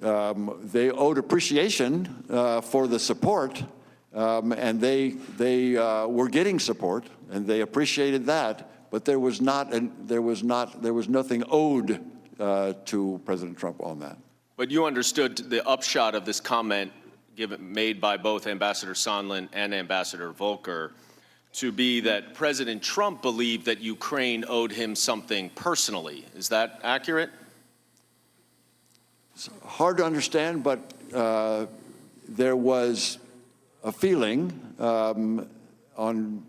by President Trump that he, and this came out in the transcript, I'm sorry, this came out in the discussion with the inaugural delegation when they came back to have a conversation with President Trump on May 23rd, that he had a feeling of having been wronged by the Ukrainians. And so this was something that he thought they owed him to fix that wrong. Right, but what he was talking about, as you understood it, because in the context of the conversation, is that what he owed him were these investigations that he wanted. That right? Would have been to fix the wrong, exactly. And those investigations into the 2016 election and Biden and Burisma. That's correct. Now, during this early period in September, we've talked a little bit about the fact that you continually heard that the president was repeatedly saying that there was no quid pro quo. Is that right? That's correct. And he still says that repeatedly today. But regardless of what you call it, whether it's a quid pro quo, bribery, extortion, abuse of power of the office of the presidency, the fact of the matter, as you understood it, is that security assistance and the White House meeting were not going to be provided unless Ukraine initiated these two investigations that would benefit Donald Trump's reelection. Is that what you understood the facts to be? Mr. Goldman, what I can do here for you today is tell you what I heard from people. And in this case, it was what I heard from Ambassador Sondland. He described conditions for the security assistance and the White House meeting in those terms. That is, that were dependent upon, conditioned on pursuing these investigations. And you heard that from Ambassador Sondland himself, correct? Correct. And you also heard a similar story from Mr. Morrison as well, is that right? Who also talked to Ambassador Sondland about the conversations that he had had in Warsaw with Ukrainians. And what Mr. Morrison recounted to you was substantially similar to what Mr. Sondland recounted to you, right? Yes. And so, regardless of what Ukrainians may say now that everything is out in the public and we're here in this public hearing, that they felt no pressure from President Trump, it was your clear understanding, was it not, that in early September, when the pressure campaign was still secret, that the Ukrainians believed that they needed to announce these public investigations? Is that right? Mr. Goldman, I know that the Ukrainians were very concerned about the security assistance. And I know that they were prepared or preparing to make a public statement, that is, with a CNN interview, that was being planned. Those are the two pieces that I know. And that CNN interview was to announce these investigations as you understood it, right? That was the implication. That was certainly the implication. We've been focused a lot on the September timeframe, but I want to go back 2 months to July, before the July 25th call. And you testified, Ambassador Taylor, in your opening statement that it was in the middle of July when you understood that the White House meeting was first a condition on these investigations. Is that accurate? Yes, we were preparing, and I agreed that the White House meeting was going to be an important step in U.S.-Ukrainian relations. So in June and in early July, attempts to work out a way to get that meeting included a phone call. And so there were several conversations about how to have this phone call that eventually happened on July 25th. And you described in your opening statement a July 10th White House meeting with a number of officials where Ambassador Bolton used the term that something was a drug deal. What did you understand him to mean in hearing that he said that, used this term drug deal? Mr. Goldman, I don't know. I don't know what Ambassador Bolton had in mind. And was that in reference to a discussion in that meeting related to the White House meeting that President Zelensky wanted and in connection to the investigations?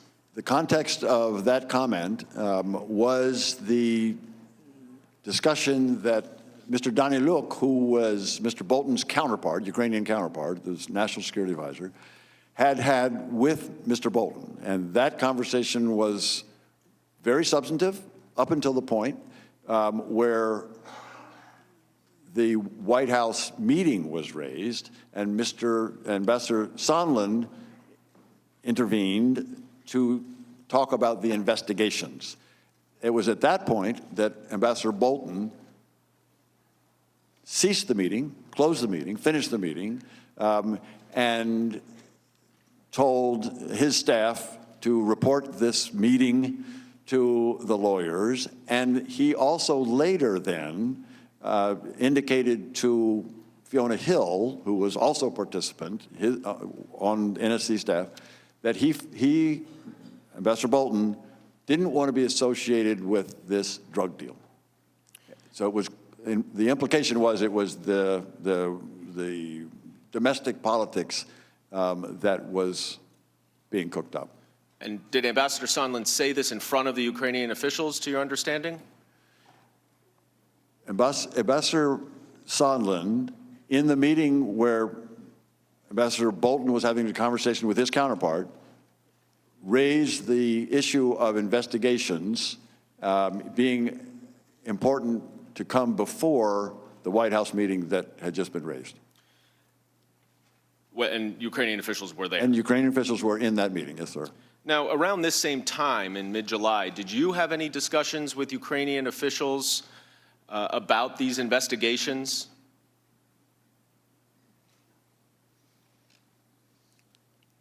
I don't recall.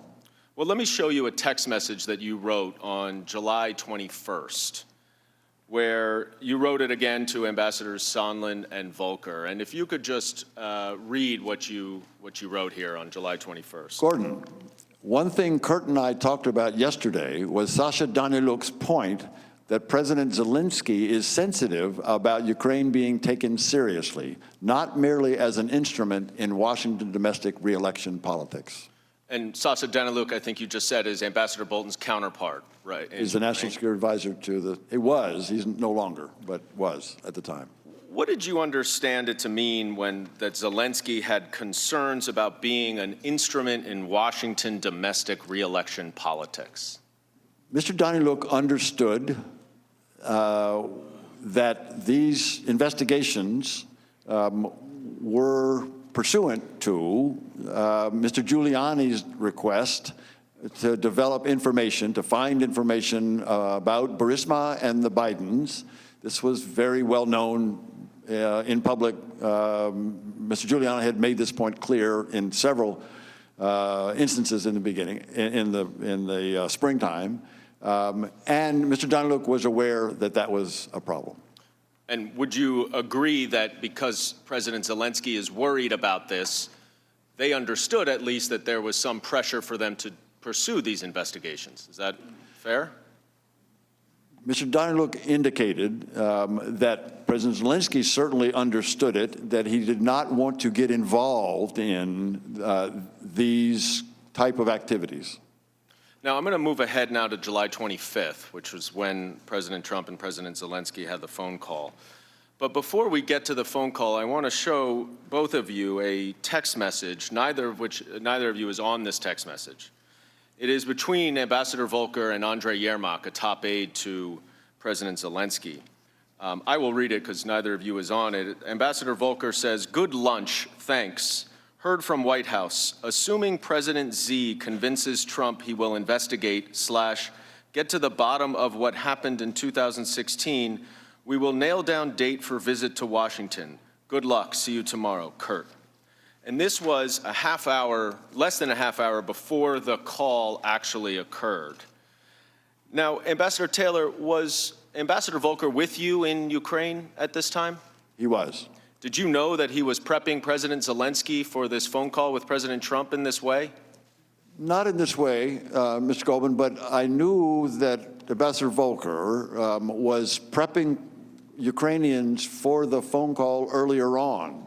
That is, at a meeting in Toronto on July 2nd, Ambassador Volker had a conversation with President Zelensky and had indicated in a phone call that he, at that time, was going to talk President Zelensky through the steps that need to be taken in order to get to the phone call. Understood.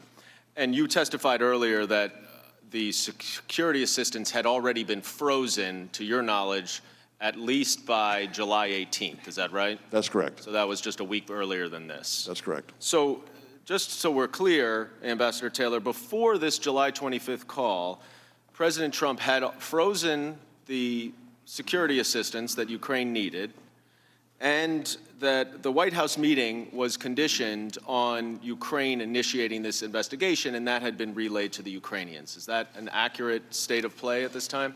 That's an accurate state of play. I, at that point, had no indication that any discussion of the security assistance being subject to conditioned on investigations had taken place. Right, but you understood that the White House meeting was. That's correct. All right, let's move ahead to this July 25th call and between the presidents. Now, am I correct that neither of you were on this call? Is that right, Mr. Kent? That's correct. And you were neither as well? So you both read it after it was released publicly at the end of September? Yes. Yes. I want to spend just a little time reading the transcript, as we've been encouraged to do. And I want to particularly note 4 excerpts of the transcript One that relates to the security assistance we've been talking about, another that discusses a favor that President Trump asked of President Zelensky, a third where President Trump asks the Ukrainian president to investigate his political opponent, former Vice President Biden, and then a final one where the Ukrainian president directly links the desired White House visit to the political investigations that President Trump wanted. So let's look at the first excerpt, which is near the beginning of the call when President Zelensky discusses the military aid that the U.S. provides to Ukraine. He says, "I would also like to thank you for your great support in the area of defense. We are ready to continue to cooperate for the next steps. Specifically, we are almost ready to buy more Javelins from the United States for defense purposes." Now, at the time of this phone call, Ambassador Taylor and Mr. Kent, you both knew that the aid had been frozen. Is that right? That's correct. And Ambassador Taylor, you testified that President Trump obviously also knew that the aid had been frozen as well, since he was responsible for doing that. Is that correct? That's what I had been told. That's what we heard on that conference call, yes. But to neither of your knowledge, the Ukrainians were not aware of that at that point. Not to my knowledge. Not to my knowledge. But right after President Zelensky thanks President Trump for his great support in the area of defense, President Trump then says, and we'll go to the next excerpt, "I want you to do us a favor, though, because our country has been through a lot and Ukraine knows a lot about it.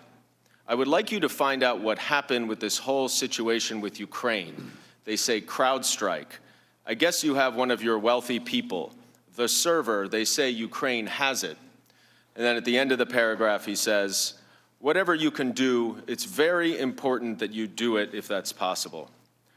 Now, Mr. Kent, you've testified a little bit about how important this White House meeting was to President Zelensky. How would you expect a new Ukrainian president to interpret a request for a favor from the President of the United States? I cannot interpret the mind of President Zelensky other than to say that it was very clear that what they were hoping to get out of this meeting was a date and a confirmation that he could come to Washington. Obviously, you can't put yourself in the mind, but if the Ukrainian president, for a country that's so dependent on the United States for all things, including military assistance, is requested to do a favor, how do you think the Ukrainians would interpret that? Well, if you go further into the call record as part of this, and we don't have it on screen, but to the best of my recollection, reading it after it was released on September 25th, President Zelensky went into having whatever your problems were, that was the old team, I've got a new team, and we will do whatever is appropriate and be transparent and honest about it. I don't remember the exact words, but he was trying to be, in his own words and response, be responsive to conduct the business of Ukrainian government in a transparent and honest manner. Now, when he talks about this CrowdStrike and the server, what do you understand this to be a reference to? To be honest, I had not heard of CrowdStrike until I read this transcript on September 25th. Do you now understand what it relates to? I understand it has to do with the story that there's a server with missing emails. I also understand that one of the owners of CrowdStrike is a Russian American. I'm not aware of any Ukrainian connection to the company. Now, are you aware that this is all part of a larger allegation that Ukraine interfered in the 2016 election? Yes, that is my understanding. And to your knowledge, is there any factual basis to support the allegation that Ukraine interfered in the 2016 election? To my knowledge, there is no factual basis, no. And in fact, who did interfere in the 2016 election?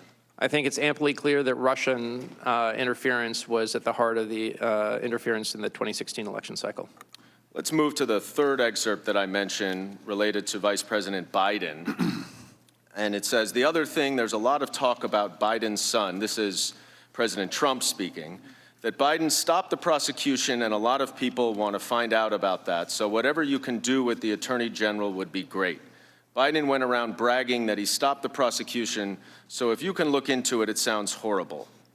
Now, at the time of this call, Vice President Biden was the frontrunner for the Democratic nomination in the 2020 election. And Mr. Krent, are you familiar, as you indicated in your opening statement, about these allegations related to Vice President Biden?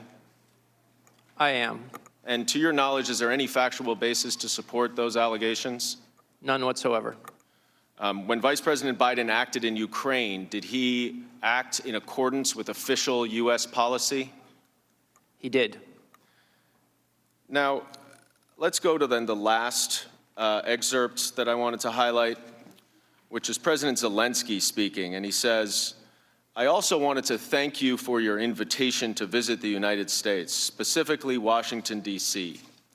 On the other hand, I also want to assure you that we will be very serious about the case and we will work on the investigation." Now, Ambassador Taylor, right after President Zelensky mentions his much-desired Washington visit, he says, "on the other hand," and then says that Ukraine will be very serious about the investigation.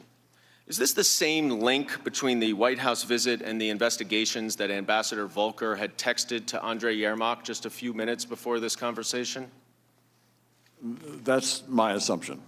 Now, just to summarize what we've just read in this July 25th call between the presidents, the Ukrainian president thanked President Trump for security assistance that President Trump had just frozen, to which President Trump responded that he wanted President Zelensky to do him a favor, though, by investigating the 2016 U.S. election and the Bidens. Then President Zelensky says that he will pursue these investigations right after he mentions the White House visit. Is that your understanding, Ambassador Taylor, of what we just read? Yes. And Mr. Kent, is that yours? Yes. I yield back. The majority time has expired. Would you gentlemen like a brief recess? Let's take a 5-minute recess, and then we'll resume with minority questioning.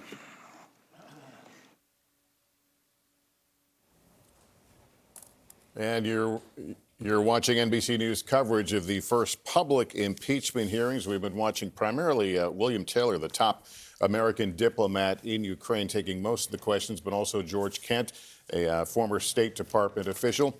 Here with Chuck Todd, Andrea Mitchell, and Andrew Weissman, a former DOJ prosecutor.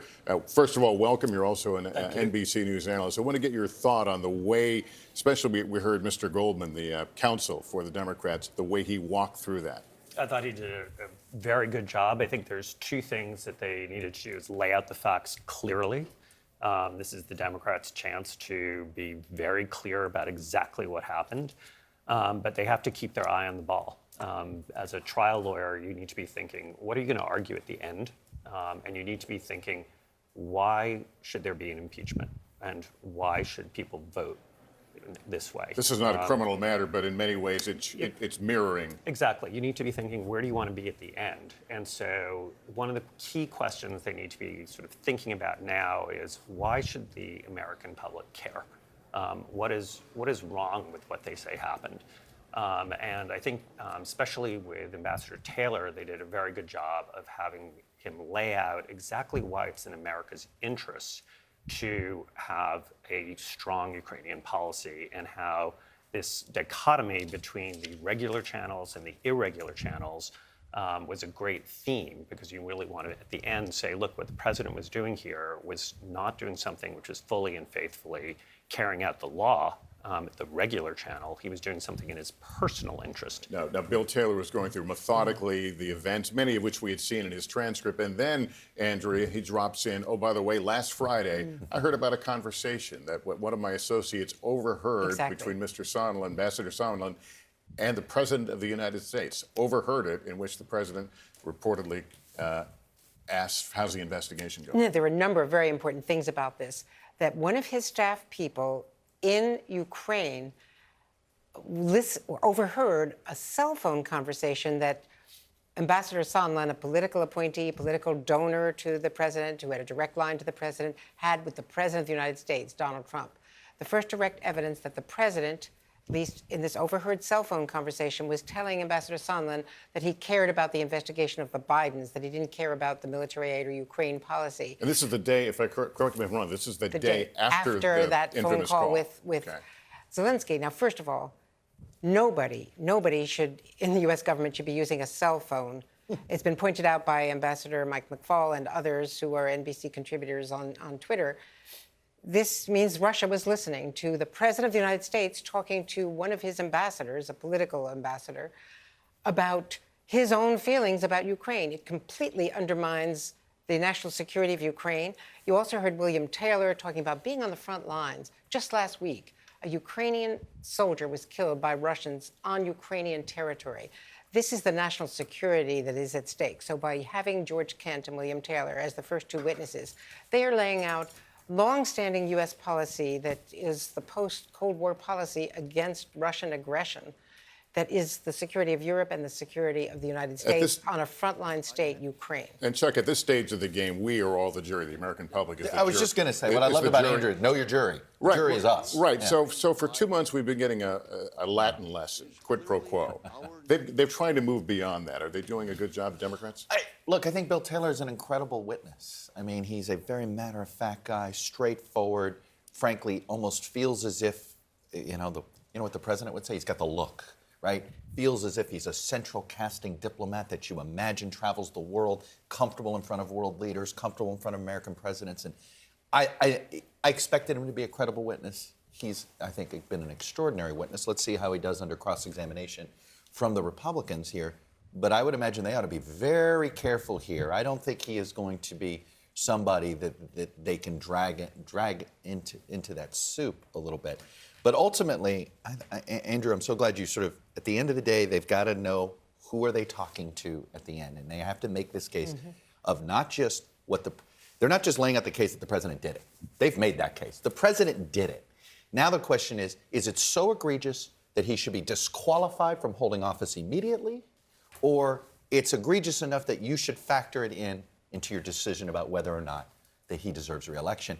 I think that is going to be at some point probably where this debate moves. But on substance, But this is all about, the substance, and this was it's going to be incredibly hard to dispute these facts. Right, but those are facts, and then there is emotion, and then there is emotion and partisanship, which you have to weave into this entire recipe.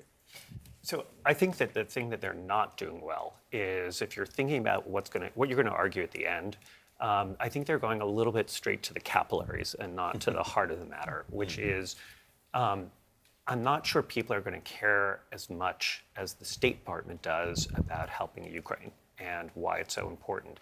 I think that's secondary to what was really going on here. The point was that the president, as was just laid out, was cheating on the election. He wanted to get a public investigation so he could use it against his political opponent. Now, to me, that is why you're doing this. Exactly. Right? You have to make the case that you cannot trust him to hold his office and have this, right? That is the case. If they're going to make it a case for removal, that's the case you have to make. Exactly. So I think because of the timetable of the election, the main Republican argument by those who even concede that the president has misstepped here is that let the voters decide. And this is the argument that the voters can't decide because it won't be a fair fight. So, Andrew, would you be spending almost more time on the 2020 question if you're trying to make the case for removal? The one thing I think that I don't think you can do it with the State Department witnesses. They are looking at this from their perspective, and they testified, I thought, wonderfully. I mean, it's very, very hard to say they weren't credible. But I think Adam Schiff could have set it up so that that was put in context, which is the using of the sort of undermining of Ukraine is important, but that was the tool to actually undermine this election. This is where Gordon Sondland's testimony now, to me, seems to be critical. We are going to. It's going to be I think that's going to be extraordinary. Well, even that 26 phone call. Let me just say there's one more point here, though, about national security. The president right now is in a meeting with Erdogan of Turkey. The argument can also be made. He remains in office. There are a lot of things he can do with foreign leaders, with despots who are visiting him, who are getting favors in the Oval Office that has been alleged even today in the press and has been argued by John Bolton in private, as we reported exclusively yesterday. If the president is self-dealing, either politically to influence the election or to enrich himself and his family and his business in the next months until next year's election? Should you take action? Their argument would be, should you take action before November next year? Let me just November update 20th? folks where we are right now. We're in a break. The Democrats had, actually, I think 45 was the plan, went over that a little bit to the questioning of these two witnesses. It'll be the Republicans' turn when they come back from the break. Devin Nunes, the ranking member, then will take over the questioning, likely with one of their investigators as well. While we're waiting for that to resume, I do want to go to the White House now, and Hallie Jackson is standing by. Andrea mentioned the president right now. I know he's been monitoring this on some level, but he's also got some business with the leader of Turkey. He sure does, who is here now. President Erdogan arrived just a few minutes ago, Lester. And the president, if you listen to what he has to say, says he is actually not monitoring what is happening here in this very highly anticipated impeachment hearing. The president is telling my colleagues who are in the Oval Office with him just now that he is not watching. He has not been briefed because he is dealing with other matters. He called this, again, a witch hunt and a hoax, and said that they are using lawyers that are television lawyers here. So I would note here, Lester, this seems to be a concerted counter-programming effort on the part of the president here. Yes, he certainly has this, by the way, very controversial meeting with President Erdogan, which in and of itself is a headline-making moment here, given everything that's gone down in the region over the past month. But the president is also essentially trying to say, hey, look, I'm doing work. And his staff is explicitly saying, look, the president is doing work. Democrats are instead focusing on this impeachment inquiry. His press secretary calling this a boring hearing in her view, although I think that many on the other side of the aisle would call it quite compelling, given the witnesses that we have heard from and some of the new information that has been revealed, including, as you and your guests have noted there, Chuck, Andrea, and others, that July 26th phone call now between the EU ambassador and President Trump. So we have heard from the president now. These are his first remarks on what is one of the most consequential days of his presidency so far, right? The beginning of this public impeachment inquiry.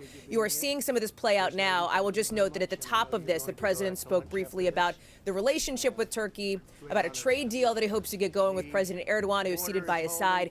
We know that several senators, about a dozen, I'm told by my sources, will be coming to the White House later today to talk with both of these leaders. You wonder, will the impeachment inquiry come up with some of these folks who are potentially allies of President Trump's?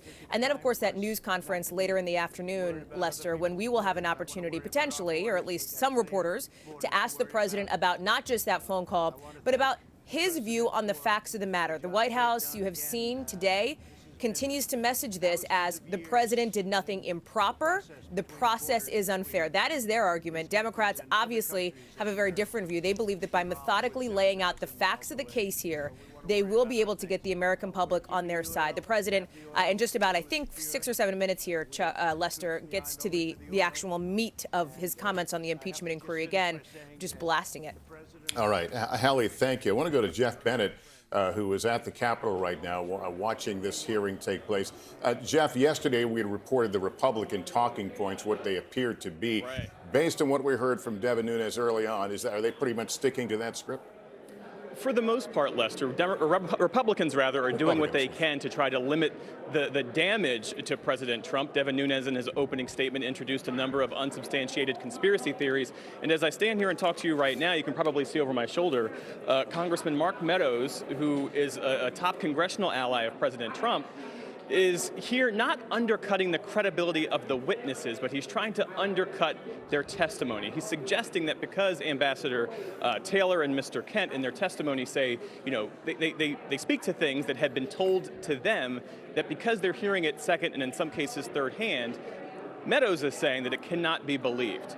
Well, that talking point only lasts for so long, because this weekend, House investigators plan to depose the staffer who Taylor says overheard Sondland and President Trump talking on July 26th, the day after that phone call in question, where President Trump, Taylor alleges, was checking in on this investigation that he wanted the Ukrainians to open into the Bidens. And of course, as you well know, Gordon Sondland himself is called for public testimony this week. And he, as we know, had to come back to revise the previous testimony that he gave behind closed doors because it wasn't complete. It did not paint a complete picture when matched up against testimonies of George Kent, of Ambassador Bill Taylor, of those now 4 fact witnesses who have testified to the existence of a quid pro quo or a bribery plot or an extortion scheme. So we have seen, to this point, the Republican line of defense evolve. Right now, they are returning to where they started, suggesting that because the whistleblower complaint wasn't based on firsthand information, that wasn't credible. The acting IG in the intelligence community has said that the whistleblower complaint is credible, and all of the testimony from that point until now has backed that up. So we'll have to see where Republicans take this argument after Sondland and other witnesses come forward publicly, Lester. All right, Jeff, thanks very much. I want to turn to my panel here and note, have Democrats taken into account that this is a president who has a different set of rules in many ways? He's done a lot of things that have shocked and surprised people. Have they boiled that in, given, you talk about kind of the traditional way of laying out a case? This is a different kind of... You mean the frog's been boiled? I mean, let's just cut to the chase here. The frog's been boiled and he's conditioned. That's why you're a great wingman. No. And he's conditioned 30 to 40% of the country to essentially, whatever you hear, it's not what you think it is. Right, so when we talk about the process, Democratic process, Who are you talking that to? would be for perhaps a typical...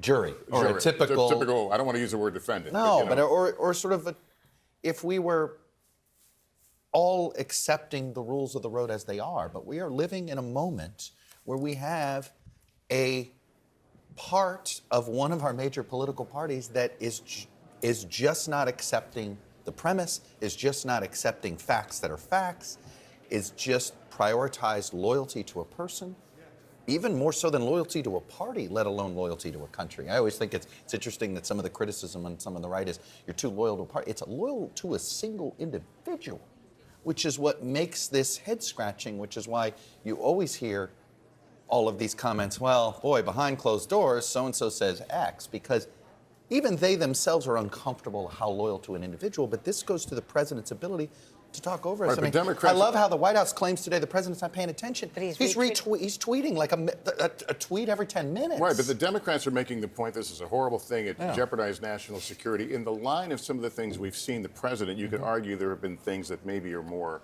Well, but this is shocking. I have to say, at some point, when is this, and I hear what you're saying. When is enough too much? When is it that we sit here and the president gets judged on a different, it's like he's getting, well, geez, the president, he doesn't understand the rules of Washington, or he doesn't understand the rules of diplomacy.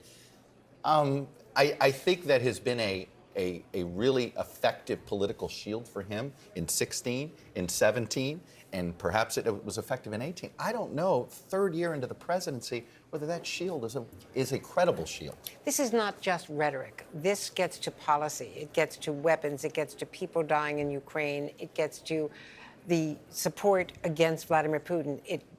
It questions the whole relationship with Putin, the relationship that we've seen with Turkey, his ability to undercut the Syrian Kurds. We can write that off as this is just Trump being Trump. But when the president goes against the Secretary of State, the Secretary of Defense, the National Security Advisor, has no guardrails, has Mick Mulvaney as the acting chief of staff as part of this deal, has his private lawyer going and self-dealing, and we don't know whether it's because he is the Trump lawyer or because he's got side deals with Ukraine and energy deals and doing the same with Turkey. At some point, with credible witnesses, such as these, a West Point graduate and Vietnam veteran, William Taylor, and others to come, if they remain credible under cross-examination and with others to follow, at some point the American public has to decide whether it's an impeachment vote or a vote in the Senate or not. It's a question then for the voters. But we as journalists have to not keep holding him to a different standard. We have to report this. Andrew, let me ask you this. What happens when you know you've lost a jury, even if you've got the facts? Well, if you've lost the jury, you're done. You obviously put faith in the facts. I just wanted to follow up on what you were saying, because I agree with everything, and I think the sort of follow-up point is that if I'm the Democrats, I say he did all of that, and to what end? In other words, he's sacrificing all of those American interests. Why? So that he can make it appear that the Ukrainians independently opened an investigation into the Bidens without ever disclosing that the way he got them there was by privately saying, until you do that and make a public statement, I'm not going to give you congressionally authorized funding. So, but is it a defense to say, well, in the end, I gave it to him? No. Not at all. Absolutely not. Because people. But that's what you're going to hear here in the Because next they 45 lost minutes. leverage with Putin. I They gave lost the money back key- after I robbed it. Here it is. No. But they lost their negotiation with Vladimir Putin. They now have no place at the negotiating table, according to all the evidence that I have seen, that Zelensky, this new leader, lost standing with Putin, and now the Russians hold sway against the Ukrainians. And their frontline soldiers, as Taylor testified, I saw a soldier die or on the battlefield on the front line a week ago. He was on the front line just a week ago. It doesn't, and the money was to expire September 30th. The budget year was ending, and it was congressionally mandated by both parties. I don't think that they can make the political argument, oh, we got the money anyway. Nikki Haley made that But that's what argument this to is. This Savannah. is not a criminal process. So it is a political argument. It's a partisan process. But there are real effects for the delay in granting that money, in the money that was mandated. So this is the fourth impeachment of a president in history. It's an incredibly historic moment. So let's go back to Watergate. You couldn't make the same argument in Watergate and say, well, let's just let Nixon off the hook because, you know what, the burglars were caught and the cover-up didn't work. That's not the argument. Americans should care that there was an effort by Nixon's burglars to cheat on that election. And there, they weren't getting a foreign government to help. They were just breaking into the DNC. And there was a cover-up, and the cover-up came undone. It's not an argument, and it wouldn't work in a court of law to say, you know what, it was uncovered before it actually came to fruition because there's a crime of attempt and conspiracy. It is, obviously, this is a political process. You'll hear Republicans make that argument. But I think if you go back to Watergate as a grounding principle, and that what happened there, which was this issue of cheating on an election, this starts to look a lot like that, but with, as Andrew's pointed out, a much more dire tool. It wasn't just a break-in. Here, you're really jeopardizing bipartisan, for decades, a bipartisan view about what our policy should be on Russia and Ukraine. By the way, to take his analogy further, in both cases, though, it actually still, even though they failed, they succeeded. Nixon got rid of Muskie, and he got George McGovern, which is ultimately what he was hoping to have. So we got that. And in the case of Trump, he got the controversy around the Bidens, which he's advertising like crazy on Facebook. So even in failure, in using this, they got what they wanted. So I actually think you can, in hindsight now, see what they were trying to do. You also heard the mention of the Mueller report, that has been portrayed by Republicans as a failure. How much has that hurt this process, the fact that hangs over? I actually think it is impacting this process. I think the Democrats are short-circuiting what this is. I think they're so afraid of the politics of the Mueller report that I think they're avoiding what are obvious issues with Russia. What is, frankly, you talk about Turkey today, there's two ways to look at what the president has done. The president, you can look at Ukraine and Syria and the Turkey situation and say, why is the president implementing Vladimir Putin's top foreign policy objectives from 2016, which were essentially to hang on to Crimea and to dictate the terms of what happens next in Syria? And why is President Trump seemingly implementing that against the advice, as Indra pointed out, of everybody around him? Now, the problem which you brought up is I think Democrats are so spooked by the Mueller report, and we have Indra Weissman here, that they're actually going to, they're basically going to say, we have found this crime. We know it's probably connected to that one and that one too, but right now we are only going to put blinders on and do this. But you could argue you only get one of those bullets in the chamber and it's I fired. get that. Look, we have somebody who is involved with this Mueller report, and we're talking about him. I feel odd here talking about this with you sitting here. How do you view this as somebody who, of course, was so intimately involved? So I understand the strategy of keeping this narrow, of just sticking to your best evidence and going with it. I once remember a federal judge saying, I don't know why you bring 100 different counts.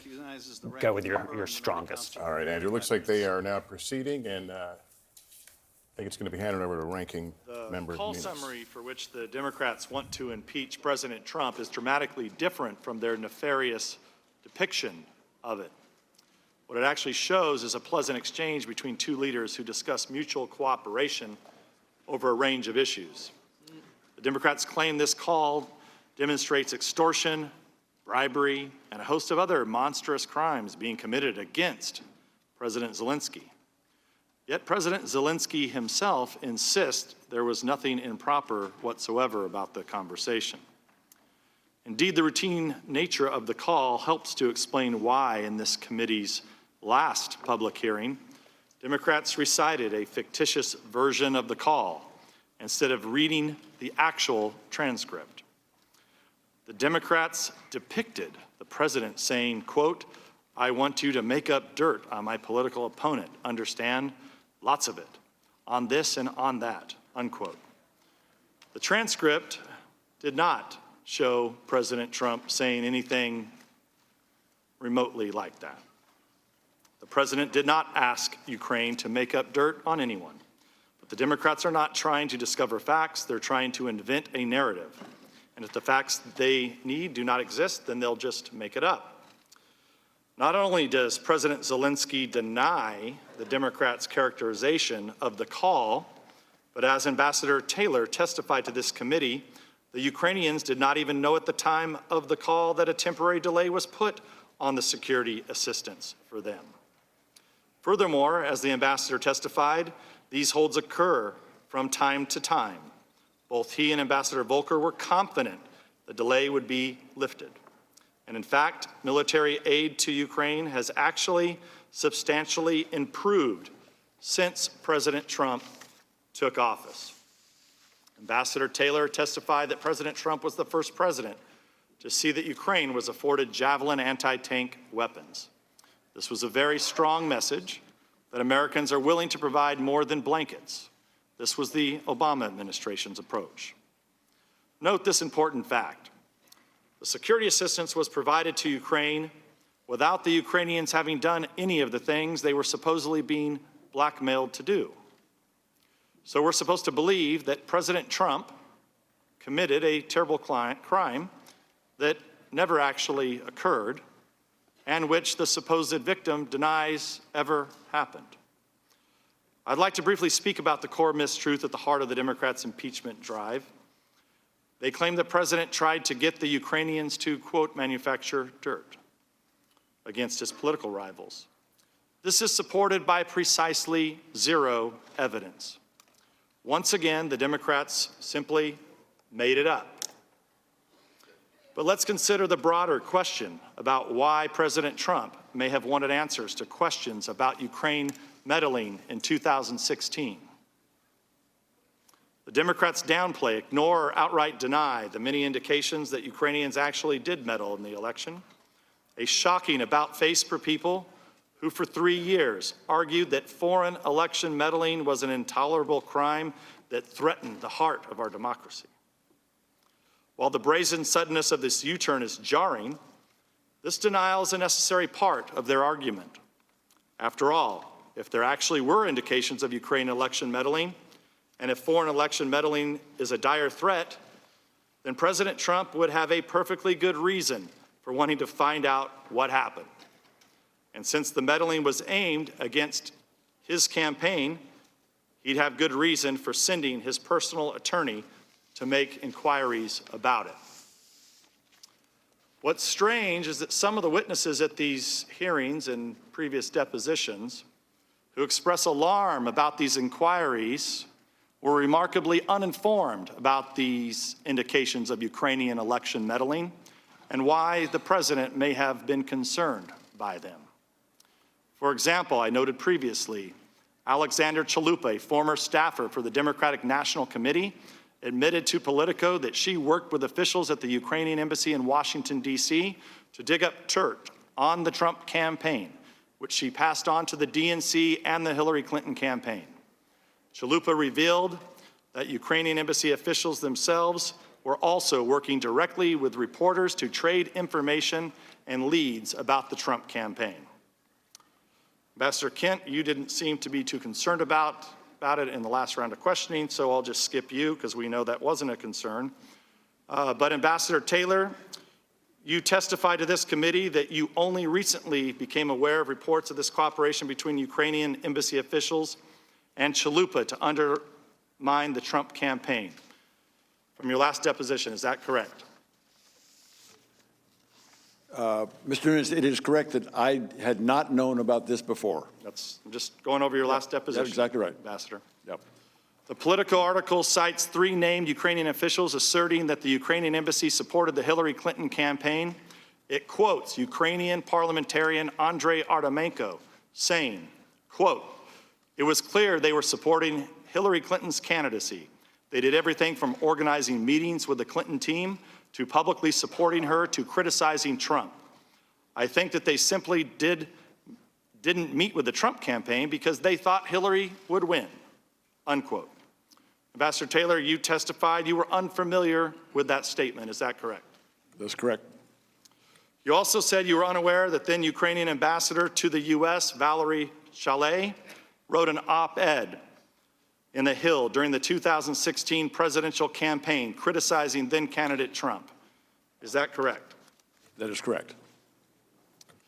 You said you did not know that Sergei Lyshenko, then a Ukrainian parliamentarian, had admitted that part of his motivation in spreading information about the so-called Black Ledger, a disputed document purporting to reveal corruption by a former Trump campaign official, was to undermine the Trump's candidacy. This was in your deposition. Is that still correct? That is still correct, sir. Thank you, Mr. Taylor. Fusion GPS contractor Nellie Orr testified to Congress that Lyshenko was a source for Fusion GPS's operation to dirty up the Trump campaign, including the compilation of the Steele dossier on behalf of the DNC and the Clinton campaign. You testified you were unaware that Lyshenko served as a source for that project. Ambassador Taylor, is this still correct? It is, sir. You said you did not know that Ukrainian Internal Affairs Minister Arsen Avakov mocked and disparaged then candidate Trump on Facebook and Twitter. Is that still correct? That is correct. Ambassador Taylor, in your testimony to this committee, you said you were never briefed on these reports and statements, that you did not do due diligence before taking your post to discover that the president's and Mayor Giuliani's concerns may have been, and that you did what they may have been, and that you did not discuss them with Ambassador Yovanovitch. That's still correct? Yes, sir. Furthermore, you said it upset you to hear about the many indications of Ukrainian election meddling. Your precise words were, I'm going to read them back to you, "Based on this Politico article, which again surprises me, disappoints me, because I think it's a mistake for any diplomat or government official in one country to interfere in the political life of another. That's disappointing," unquote. Ambassador Taylor, is that still your testimony? Mr. Nunes, it is. Subsequent to that, I looked into the circumstances for several of the things that you just mentioned. In 2016, candidate Trump had made a statement saying that it was possible that he would allow Crimea to go back to Russia. He expressed the sentiment or the opinion that it was possible that Crimea wanted to go back to Russia. What I can tell you, Ms. Nunes, is that that sentiment is amazingly inflammatory to all Ukrainians. So I can understand that. Are you aware during I believe it was the 2012 election when at the time President Obama leaned over on a hot mic to the then Russian president and said that he'd have to wait till after the election? Was that inflammatory to the Ukrainians also? I don't know, sir. I just want to be clear that some government officials opposed President Trump's approach to Ukraine, but many had no idea what concerned him. In this case, it was numerous indications of Ukrainian interference in the 2016 election to oppose his campaign and support Hillary Clinton. Once you know that, it's easy to understand the president's desire to get to the bottom of this corruption and to discover exactly what happened in the 2016 election. And with that, I'll turn to Mr. Castor. Ambassador Taylor, Mr. Kent, President Trump's concerns about Ukraine's role in the 2016 election, you believe he genuinely believed we're working against him, right? Ambassador Taylor? Mr. Kessler, I don't know what President or candidate Trump was thinking about the Ukrainians. I mean, didn't he in this Oval Office meeting on May 23rd after the Zelensky inauguration, didn't he lament that the Ukrainians were out to get him?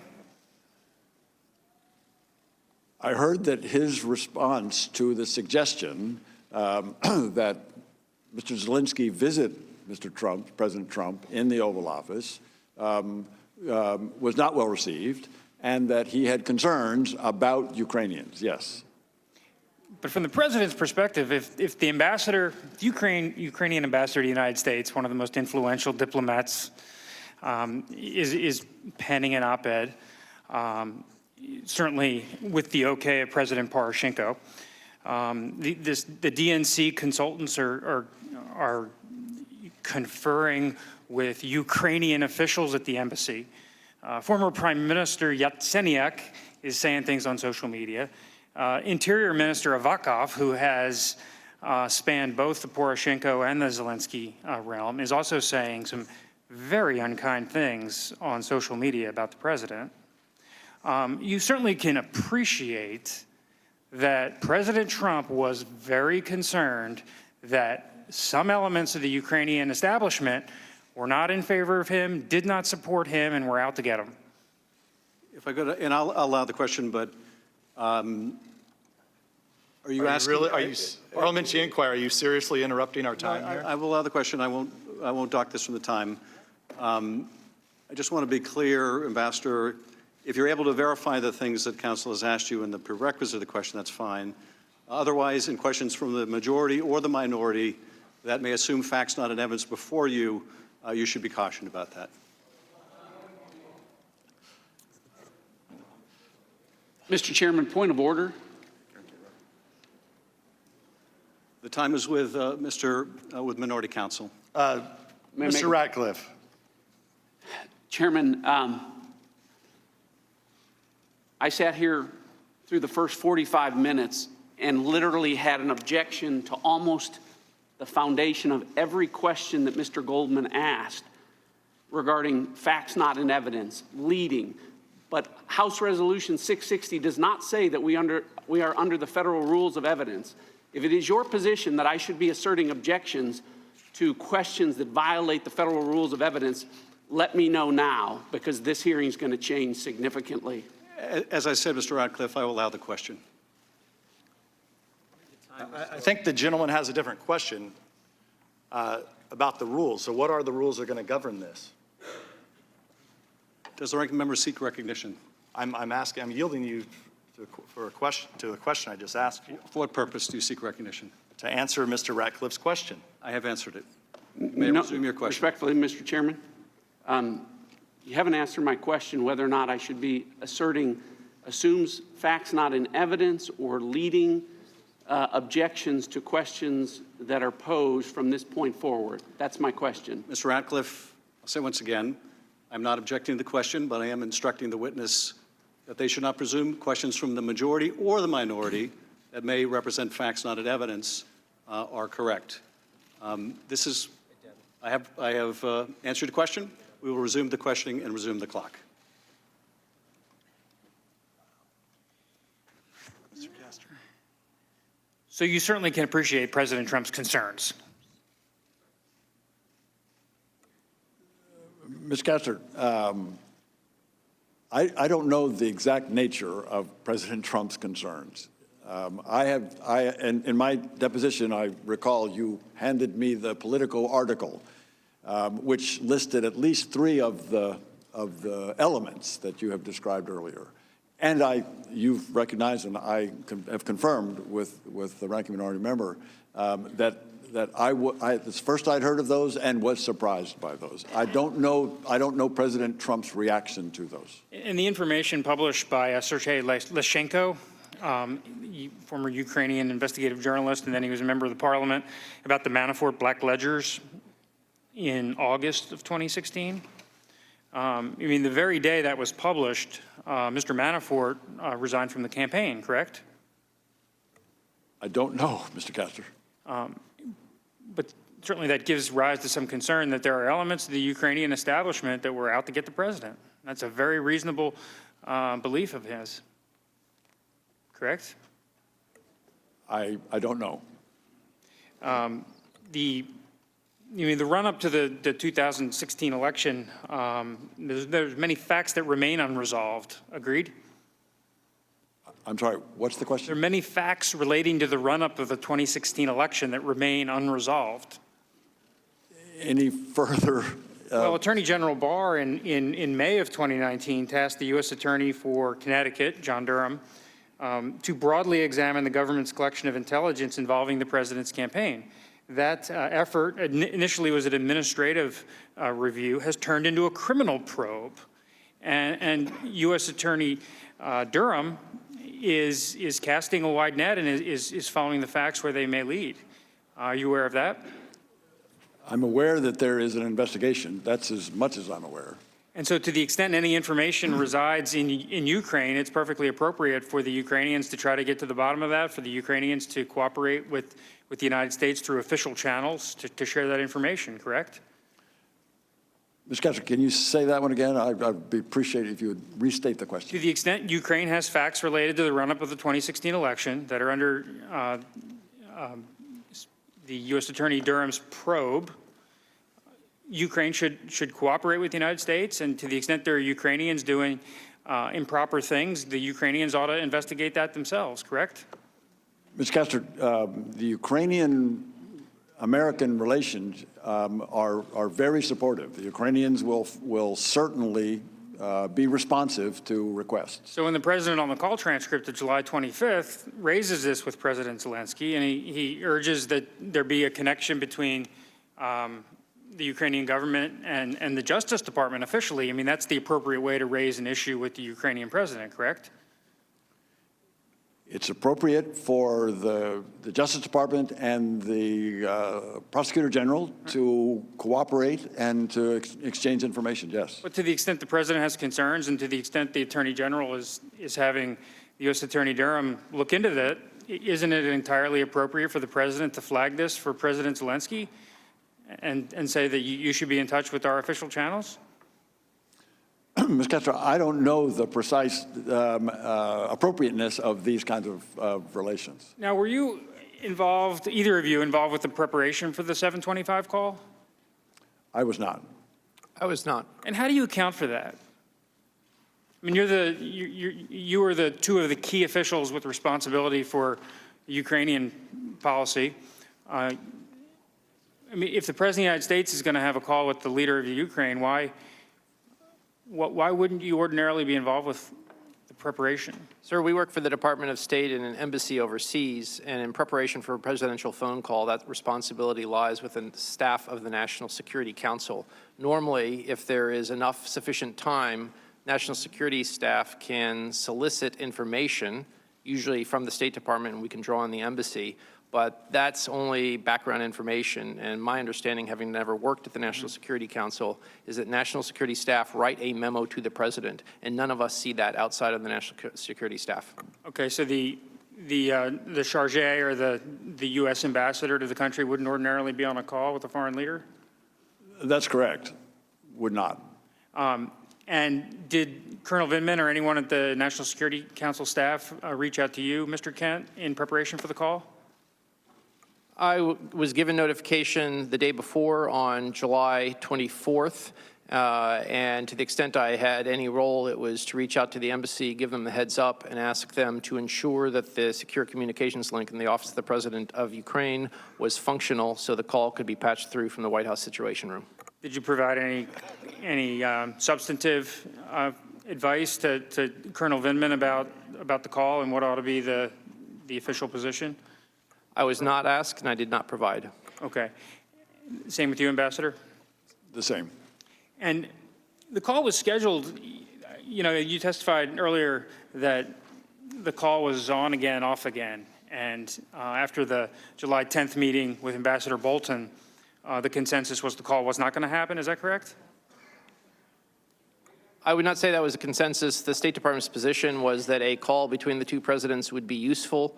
And once Zelensky's party won the first ever absolute majority in parliamentary elections on July 21st, the idea of a congratulatory call made eminent sense from our perspective. Okay, and the call was scheduled. And did you get a readout, Ambassador Taylor, initially from the call? I didn't, Mr. Kessler. We all read the statement that the Ukrainians put out. I got a readout several days later from Mr. Morrison, National Security Council. Okay. And how about you, Mr. Kent? I likewise first saw the Ukrainian statement, and I believe the next day, July 26th, which would have been a Friday, I did get a partial readout from Lieutenant Colonel Vindman, yes. Ambassador Taylor, you said that the Ukrainian readout was cryptic. Is that just because it's initially written in Ukrainian and translated to the U.S.? No, it's, as a general rule, both the United States and other countries, including Ukraine, will put out very short summaries that kind of hit the highlights of the discussion, but without going into detail. Okay. And you mentioned it was cryptic. Why did you think it was cryptic? Knowing now having read the transcript and looking back at their summary, as I recall, and I don't recall the exact words, but they said that there were issues to be pursued in order to improve relations between the two countries or something like that. That seems pretty ordinary. It seems pretty ordinary. You were with President Zelensky the very next day? We were. We had a meeting with him the very next day. And did President Zelensky raise any concerns about his views of the call? He said, Ambassador Volker, Ambassador Sondland were in his office, and we asked him, I think, how the call, he said, call was fine. I was happy with the call. Okay. And did you get any additional readouts subsequently about the call? Like, when did you first learn that the call contained things that concerned you? Was that not until September 25th? Mr. Morrison, as I say, briefed me several days later, before the end of July, and I think this is where I said in my testimony that he said it could have gone better, and he said that the call mentioned Mr. Giuliani. He also said that the call mentioned the former ambassador. Both of those were concerning. Giuliani was first raised on the call by President Zelensky, correct? I don't recall. Okay. It could have been. Well, I have it here if you'd like. Yeah, it's on page. Very good. Page 3. The first mention of Giuliani is from President Zelensky, and it's on page 3. And President Zelensky says, "I will personally tell you that one of my assistants spoke with Mr. Giuliani just recently, and we are hoping very much that Mr. Giuliani will be able to travel to Ukraine, and we will meet once he comes to Ukraine." Did that surprise you? Again, I didn't have the transcript at the time. All I heard was that Giuliani was mentioned. Mr. Morrison said that Giuliani was mentioned in the call. But the way Zelensky states it here, it sounds like he is very much looking forward to speaking with America's mayor. That's what I found out when I read the transcript on the 25th of September or so. Okay. Now, Mr. Kent, corruption in Ukraine is endemic, correct? That's correct. And it affects the courts, the prosecutors, and there have historically been problems with all the prosecutors in Ukraine, correct?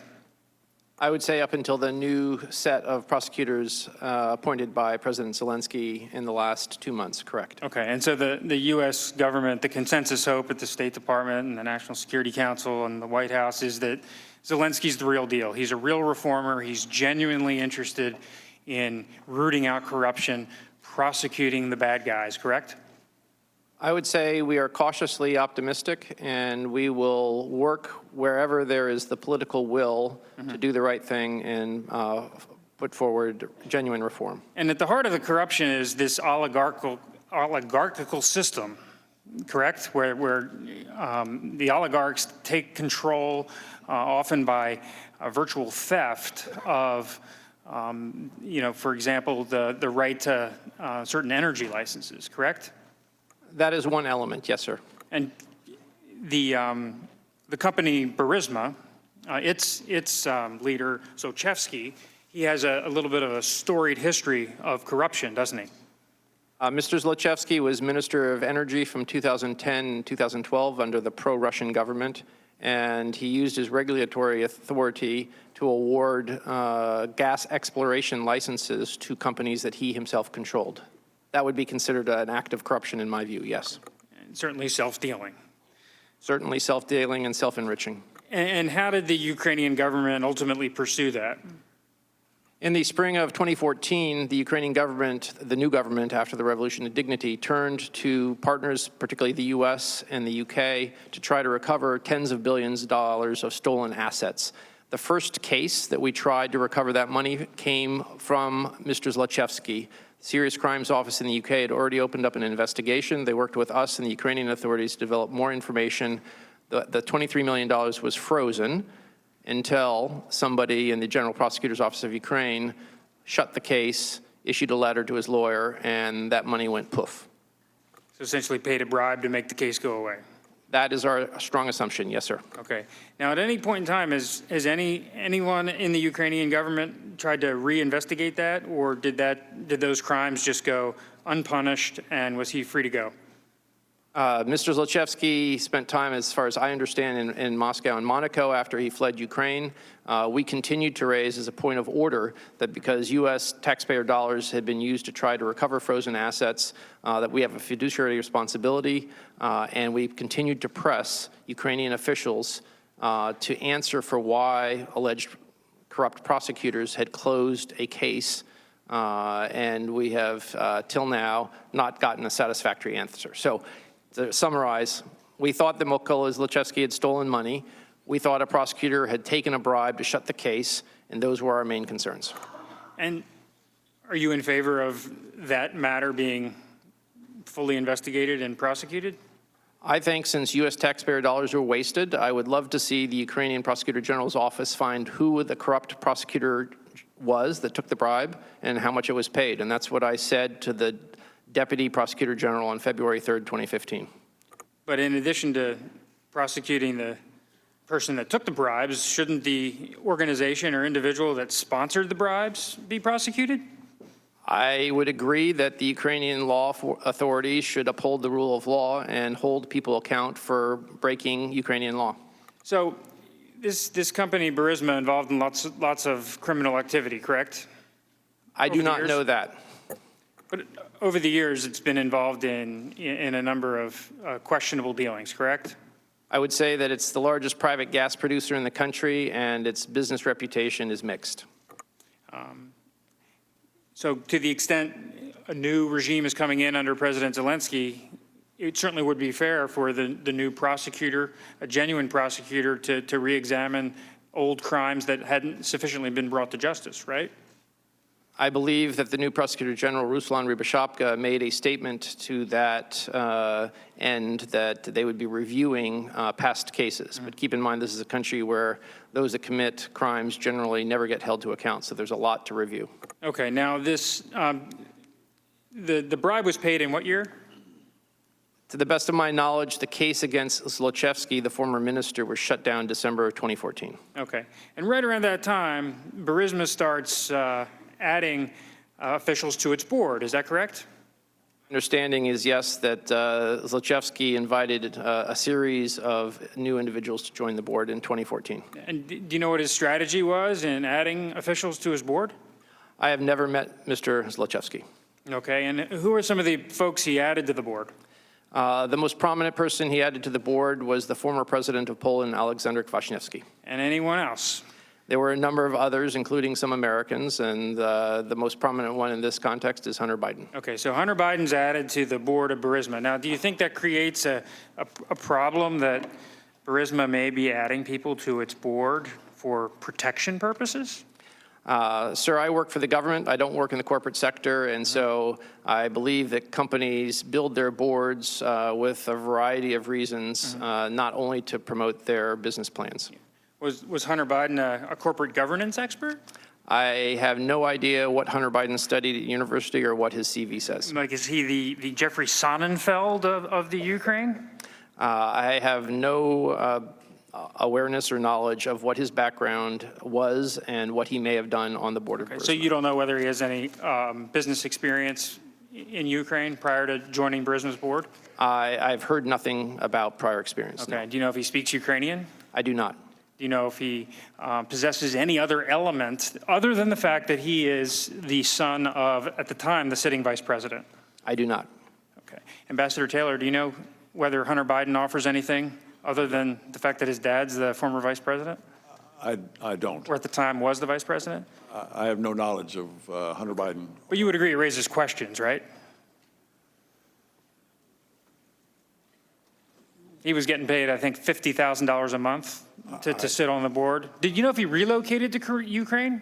I'm sorry, Mr. Kessler, say again? Do you know if Hunter Biden relocated to Ukraine? No knowledge. Do you know, Mr. Kent?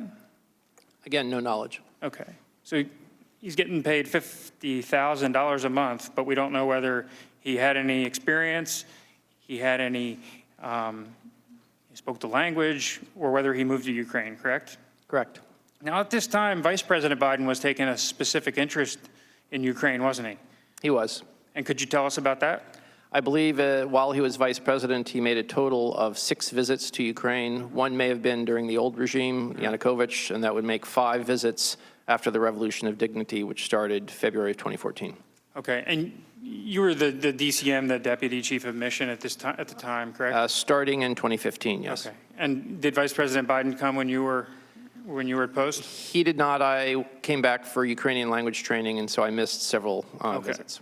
Now, you've seen Vice President Biden's, he's sort of given a speech, and he's, a little folksy about how he went into Ukraine and he told the Ukrainians that if they don't fire the prosecutor, they're going to lose their $1 billion in loan guarantees. You've seen that, correct? I have. I think it was a speech at the Council of Foreign Relations in January 2018. Right. And he also said that he's been there, to Ukraine 13 times. Do you know if that's accurate? To the best of my knowledge, when he was vice president, he made 6 visits. And did the State Department ever express any concerns to the vice president's office that the vice president's role at the time in engaging on Ukraine presented any issues? No, the vice president's role was critically important. It was top cover to help us pursue our policy agenda. Okay, but given Hunter Biden's role in Burisma's board of directors, at some point you testified in your deposition that you expressed some concern to the vice president's office. Is that correct? That is correct. And what did they do about that concern that you expressed? I have no idea. I reported my concern to the office of the vice president. Okay, and that was the end of it? Nobody? Sir, you would have to ask people who worked in the office of the vice president during 2015. But after you expressed the concern of a perceived conflict of interest at the least, the vice president's engagement in Ukraine didn't decrease, did it? Correct, because the vice president was promoting U.S. policy objectives in Ukraine. And Hunter Biden's role on the board of Burisma didn't cease, did it? To the best of my knowledge, it didn't, and my concern was that there was the possibility of a perception of a conflict of interest. Now, Ambassador Taylor, I want to turn to the discussion of the irregular channel you described. And in fairness, this irregular channel of diplomacy, it's not as outlandish as it could be. Is that correct? It's not as outlandish as it could be. Yeah, I agree, Mr. Castro. Okay, we have Ambassador Volker, who's a former Senate-confirmed ambassador to NATO, a longtime State Department diplomat, and you've known Ambassador Volker for years, correct? That's correct. A man of unquestioned integrity, correct? That's correct. And somebody with incredible knowledge of the region. With very good knowledge of the region. Yes, sir. And the best interests of the United States. Yeah, I'm sure that's right. And the best interests of Ukraine. His first priority is clearly the United States. Okay. And to the extent that Ukraine has an implication for that, yes, Okay. Ukraine as well. And the second member of the irregular channel is Ambassador Sondland, who is Senate confirmed, ambassador to the EU. So his involvement here, while not necessarily part of his official duties as the ambassador to the EU, certainly is not outlandish for him to be interested and engaged pursuant to the President or Secretary Pompeo's direction, correct? It's a little unusual for the U.S. ambassador to the EU to play a role in Ukraine policy. Okay. And, it might be irregular, but it's certainly not outlandish. And then Secretary Perry is the third member of the irregular channel. Certainly a Senate-confirmed official, somebody with deep experience in energy markets, and he was pursuing some, liquefied natural gas projects in Ukraine. That's correct, Mr. Castro. So his involvement, Secretary Perry's involvement, is perfectly acceptable? It is. Okay. Now, this irregular channel as it developed, when did you determine that it became problematic? I mean, you in your opening statement identified yourself appropriately as the leader of the regular channel. At least a participant. Here's another leader of the regular channel. So when did you first develop concerns that the irregular channel was being problematic? So I arrived in Kyiv in mid-September. By late September, a couple of phone calls with... You arrived in Kyiv in June, right? June, sorry. Sorry. June 17th? Mid-June. Yep. June 17th, thank you. And so by the end of June,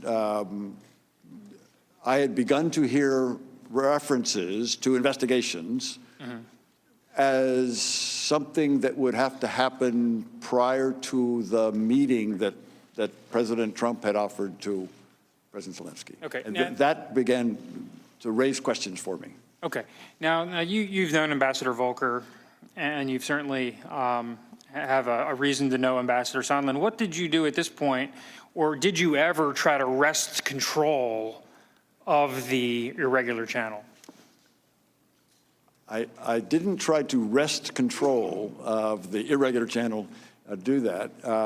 At the time when I first... Why not, though, if you have these concerns? Because, Mr. Castro, at the time, as Ambassador Kent, no, Deputy Assistant Secretary Kent testified, both channels were interested in having a meeting between President Zelensky and President Trump. So there's no reason to kind of wrest control if we're going in the same direction. But at some point, you developed concerns. I mean, your opening statement is here. I mean, you're the impeachment witness number one, and you're number two, Mr. Kent. For the case impeaching the President of the United States, because of the concerns you've testified about the irregular channel, correct? I was concerned when the irregular channel appeared to be going against the irregular channel was going against the overall direction of and purpose of the regular channel. So and as I understand the record, however, when you arrived in Ukraine, you had the support of the Secretary and the Secretary's top advisor, Chancellor Ulrich Breckbuhl, correct? That is correct. And they assured you that if you had any concerns, you would be able to contact them and they would have your back. That is correct. And you knew going in that the Rudy Giuliani element presented some complexities, correct? I was concerned about Rudy Giuliani's statements and involvement in the Ukraine policy, yes. Okay, so when it genuinely became, a concern for you, what did you do to either engage Sondland and Volker and Perry, Giuliani? By the way, have you ever met Rudy Giuliani during these times relevant? Not during the times relevant. Mr. Giuliani visited Ukraine one time when I was there, I think in 2007 or 8. Okay.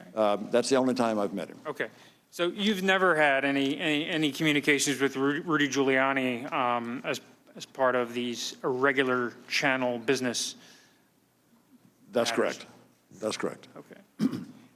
And anyway, getting back to my question, did you try to engage Breck Buell or the secretary, during this time period? I know you said that you had, I believe, an August 21st or 22nd telephone call with Breck Buell. You had a July 10th telephone call with Breck Buell, and then you sent a first-person cable to the secretary on August 29th. That is correct. Is that sort of the universe of initiatives you took inside the State Department to raise your concerns about the irregular channel? I also raised my concerns with Deputy Assistant Secretary George Kent. In particular, early on when I think I may have mentioned this phone call that was odd in that it did not include the normal staff, indeed, Ambassador Sondland's staff, and that struck me as unusual. I consulted with Mr. Kent, and at his suggestion made a note of this, and also I think at that point I had a conversation with Mr. Breck Buell. That was a June 28th call, I believe? That's correct. And in your opening statement, you expressed some concerns about what Ambassador Sondland had said, but then once Zelensky got on the phone, it proceeded in a very regular channel way, correct? That's correct. Okay.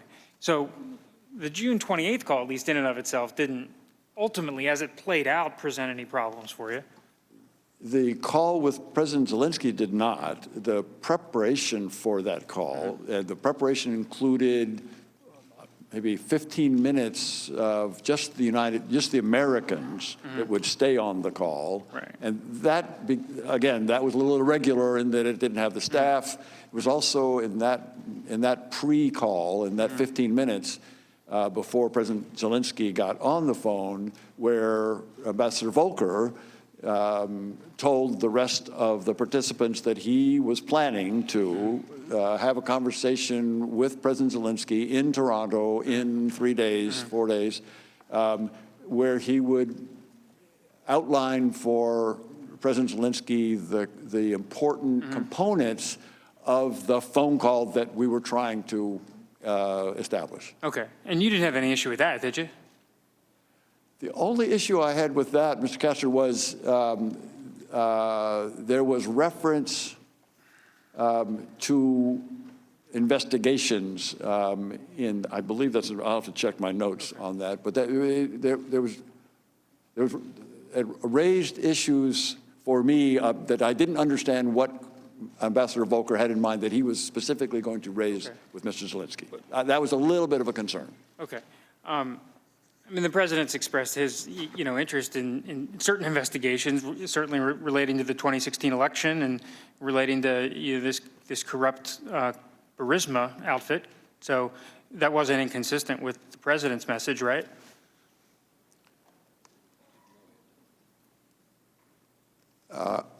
I'm not sure, Mr. Castor. Maybe, can I ask you to repeat the question? The president's concerns about the 2016 election and needing to get to the bottom of it, and the president's concerns is it ultimately related to the Burisma company. I mean, if Ambassador Volker is raising that with Zelensky, that's consistent with the direction of the president, correct? The president's interest, or I would say Mr. Giuliani's interest, because that's what that's what was very clear at the time. Mr. Giuliani's interest in pursuing these investigations was of concern, but yeah. By the way, do you know how many times Volker met with Giuliani? I don't. How many would you guess? Is it, like, was he talking to him all the time or meeting with him all the time? Mr. Kessler, I don't know. Okay. From his, at his deposition, he told us just once. And, he texted back and forth with the mayor, and it had a call or two, but it wasn't a pervasive engagement for Ambassador Volker. Were you aware of that? I was not aware. I was aware of one breakfast, I think, but that's the only one that I was aware of. And Mr. Kent, before my time expires, I want to circle back to the company of Burisma. And you testified at your deposition that there was an instance where USAID had engaged with Burisma in possibly sponsoring a program, and you took issue with that and recommended USAID to pull back from that. Could you tell us about that? So I became aware in the summer, I believe, of 2016 that as a part of what I recall was a clean energy awareness campaign, the part of the USAID mission that worked on economics and governance, including energy, had sponsored some sort of contest for young Ukrainians to come up with a theme, and there was a prize. I believe it may have been a camera. And they had co-sponsored, and with public-private partnership being a buzzword, having a co-sponsorship with Burisma. Given the past history of our interest in recovering stolen assets from Zlochevsky, it was my view that it was inappropriate for the embassy to be co-sponsoring a contest with Burisma. I raised that with the mission director at the embassy. She agreed, and the USAID mission kept the contest but dropped the public-private partnership sponsorship. The time of the gentleman has expired. We'll now move to 5-minute member rounds. I recognize myself for 5 minutes. Mr. Kent, I want to follow up on my colleague's questions regarding Burisma. You testified about a time when an oligarch named Zlochevsky, I think it was self-dealing, awarding himself contracts. When was that? To the best of my knowledge, he was Minister of Minister of Ecology under President Yanukovych from 2010 to 2012. And at the time, licenses to have substrata exploration of gas were awarded by a subdivision of the Ministry of Ecology. So this corrupt self-dealing then was approximately 7 years, at least 7 years before the events that bring us here today, the phone call on the 25th and the events around it? Correct. His time as minister was 2010 to 2012. Hunter Biden joined the board of Burisma in 2014. And you've read the call transcript, have you not? I have, and I have it in front of me, but I haven't read it for about a month. Is there any mention in the discussion with President Trump and President Zelensky of this oligarch, Zlochevsky, who 7 years earlier had been self-dealing? To the best of my knowledge, no.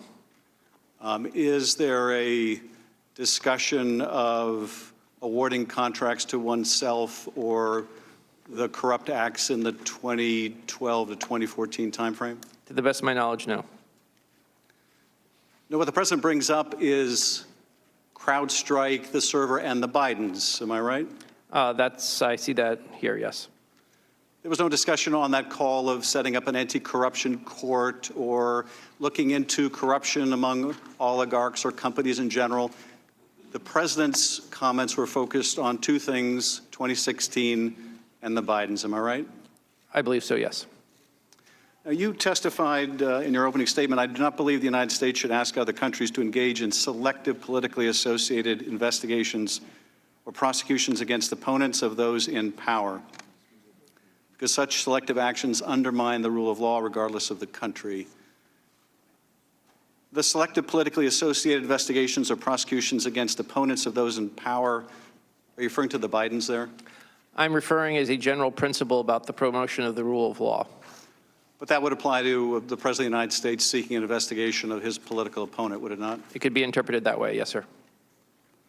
And I take it in your discussions, Ambassador Taylor, with Ambassador Sondland or others, what was communicated to you was that the president wanted investigations into 2016 and the Bidens, not into an oligarch named Zlochevsky or self-dealing, but 2016 and the Bidens. Was that your understanding? That was my understanding. And in fact, when you said your staff overheard this call between Ambassador Sondland and the president, in that call, the president brings up investigation, does he not? He did. And immediately after the president gets off the phone with Sondland, Sondland is asked by your staff, what does the president think about Ukraine? And his answer is, he's just interested in the Bidens, am I right? He said he was more interested in the Bidens. More interested in the Bidens. No discussion of Zlochevsky or Chalupa or things that happened 7 years ago. He was interested in the Bidens. Yes, sir. Now, I think you also testified that Ambassador Sondland told you that President Trump wanted Zelensky in a public box. Is that right? Yes, sir. And by public box, did that mean that private statements, private promises to do this investigation of 2016 of the Bidens were not enough? He had to go on TV. He had to go public in some way because the president wanted him in that box. Is that your understanding? Mr. Chairman, I don't know exactly what he had in mind, and I'm not sure what Ambassador Sondland had in mind, who was the one who mentioned that to me. That's the implication. The implication was it needed to be public as opposed to being a private assurance. And I think you said in that same call, you asked Ambassador Sondland to push back on President Trump's demand. Is that right? That's correct, sir. So you understood from your conversation with Sondland, this was the president's demand, not Sondland's demand, the president's demand, and you wanted Sondland to push back. Am I right? What I wanted to, so Ambassador Sondland was clearly able to have conversations with the president, and I thought that the pressure on another president, on President Zelensky, was not a good idea from either president's standpoint. So I suggested in that phone call to with Ambassador Sondland that he, since he frequently had conversation with the president, could make that point. Well, and I think the way you express yourself is you wanted Sondland to push back on President Trump's demand, right? Yes, sir. So as your understanding from talking to Sondland, this is what the president wanted him to do, and you wanted Sondland to push back? I asked Ambassador Sondland to push back. That's correct. And in fact, even after the aid was ultimately released, even after the White House learns of the whistleblower complaint and the congressional investigation, the aid is released, even after those events, you were still worried that Zelensky was going to feel it necessary to go on CNN and announce these investigations, were you not? Mr. Chairman, I was still worried that he might do that. So yes, I thought that would be a bad idea. And so when there was some indication that there might still be a plan for the CNN interview in New York, which was upcoming at the United Nations General Assembly meeting, I was worried. I wanted to be sure that that didn't happen, so I addressed it with the Zelensky staff. And I think you said earlier that Dan Liuk, the National Security Advisor then for Zelensky, was concerned Zelensky didn't want to be used as some tool in American politics. Is that right? That's correct, sir. So Zelensky didn't want to go on TV to announce political investigations that he thought would mire him in U.S. politics, right? He knew that he and his advisors knew that it's a bad idea to interject, to interfere in other nations' elections. Yes, sir. But nonetheless, it appeared until the aid was lifted, the hold was lifted, that he felt compelled to do it. He was making plans, his staff was making plans to have him make some kind of announcement, I don't know what it would have been, on CNN in public. Even though he didn't want to be marred in U.S. politics? Even though he knew it was a bad idea to interfere in other people's elections. Mr. Nunes, you are recognized for 7 minutes and 10 seconds. Thank the gentleman for that. Ambassador Taylor, you said in your deposition that the first time you heard about this issue with Rudy Giuliani, and I'm paraphrasing, but you read it in the New York Times. Is that correct? I do remember that first. I do remember noticing about Mr. Giuliani being involved in this in that article. Yes, sir. Okay. I think one of the mothers of all conspiracy theories is that somehow the President of the United States would want a country that he doesn't even like, he doesn't want to give foreign aid to have the Ukrainians start an investigation into Biden's. With that, I yield to Mr. Jordan. Thank the gentleman for yielding. Ambassador Taylor, thank you for being here. Aid's held up on July 18th, is that right? That's when I first heard about it, Mr. And then it's released, Ambassador Taylor, on September 11th. And we know that from your deposition, in those 55 days that aid is delayed, you met with President Zelensky 3 times. The first one was July 26th, the day after the famous call now between President Trump and President Zelensky. President Zelensky meets with you, Ambassador Volker, and Ambassador Sondland. And again, according to your deposition and your testimony, there was no linkage of security assistance dollars to investigating Burisma or the Bidens. Second meeting is August 27th. Again, in this 55-day time frame, second meeting is August 27th. President Zelensky meets with you and Ambassador Bolton and others. And again, there's no linkage of dollars, security assistance dollars, to an investigation of the Bidens. And then, of course, the third meeting is September 5th. President Zelensky meets with you and Senators Johnson and Murphy. And once again, there was no linkage of security assistance dollars to an investigation of Burisma or the Bidens. 3 meetings with the president of Ukraine, the new president, and no linkage. That's accurate? Mr. Jordan, it's certainly accurate on the first two meetings, because to my knowledge, the Ukrainians were not aware of the hold on assistance until the 29th of August. So the Politico article. The third meeting that you mentioned with the senators, Senators Murphy and Senator Johnson, there was discussion of the security assistance, but no linkage. But there was not discussion of linkage. 3 meetings face-to-face with President Zelensky, no linkage. Yet, in your deposition, you said this, and you said it again the first hour of the majority. My clear understanding was security assistance money would not come until President Zelensky committed to pursue the investigation. My clear understanding was they weren't going to get the money until President Zelensky committed to pursue the investigations.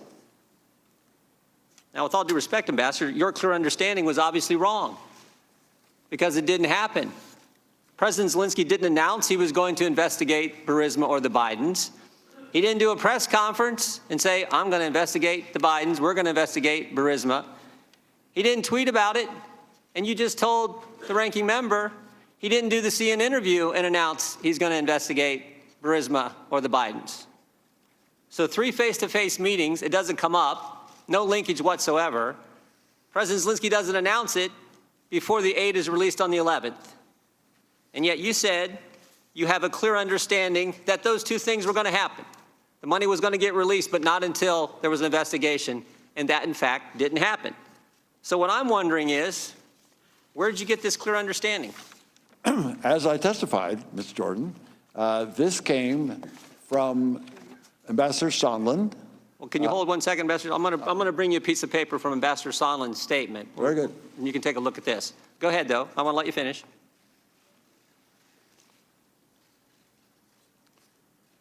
So, Mr. Jordan, should I read this or? No, I just want you to have it because I'm going to read it. Oh, very good, very good. But I wanted you to go ahead and finish. You said, Ambassador, you got this from Ambassador Sondland.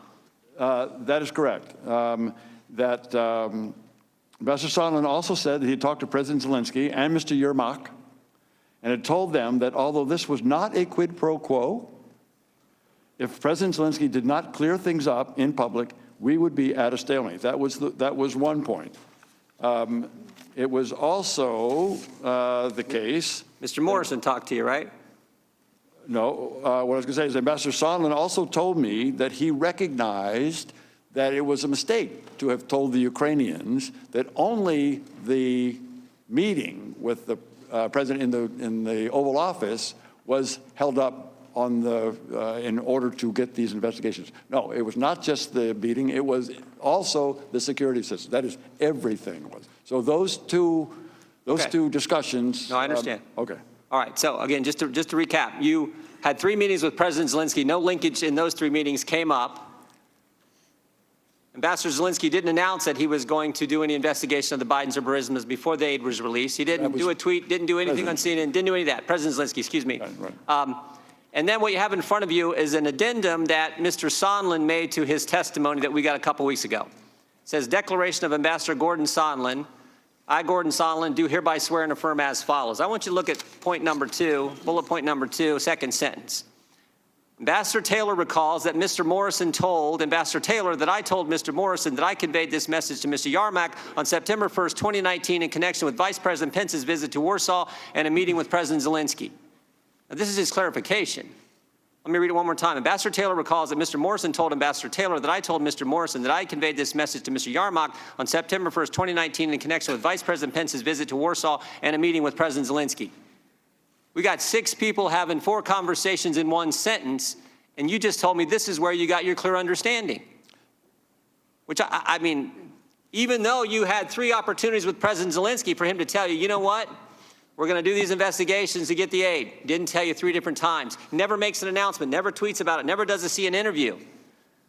Ambassador, you weren't on the call, were you? The president, you didn't listen on President Trump's call and President Zelensky's call? I did not. You've never talked with Chief of Staff Mulvaney? I never did. You never met the president? That's correct. You had 3 meetings again with Zelensky and it didn't come up. And 2 of those they had never heard about, as far as I know. And President There was no reason for it to President come up. Zelensky never made an announcement. This is what I can't believe. And you're their star witness. You're their first witness. Mr. You're the Jordan, guy. You're the guy based on this, based on, I mean, I've seen church prayer chains that are easier to understand than this. Ambassador Taylor recalls that Mr. Morrison told, now again, this is, I hereby swear and affirm from Gordon Sondland. Ambassador Taylor recalls that Mr. Morrison told Ambassador Taylor that I told Mr. Morrison that I conveyed this message to Mr. Yarmak on September 1st, 20. This all happens, by the way.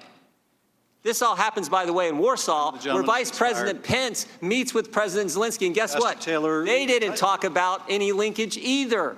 Time of the gentleman's expired. Ambassador Taylor, would you like to respond? The only response, I have 2 responses, Mr. Chairman, thank you, and Mr. Jordan, glad to take those questions. Let me just say that I don't consider myself a star witness for anything. They do. You don't. No, I don't. I'm responding to your questions. Please don't interrupt the witness. As I think I was clear about, I'm not here to take one side or the other or to advocate any particular outcome. So let me just restate that. Second thing is that my understanding is only coming from people that I talk to. We got that. We got that. I think this clarification from Ambassador Sondland was because he said he didn't remember this in his first deposition. So he wanted to kind of clarify. But I think, Mr. Jordan, the way I read this, he remembers it the same way I do. Yeah, and it's real clear, right? It's very clear to me. Thank you, Ambassador Taylor. Mr. Himes, you're recognized for 5 minutes.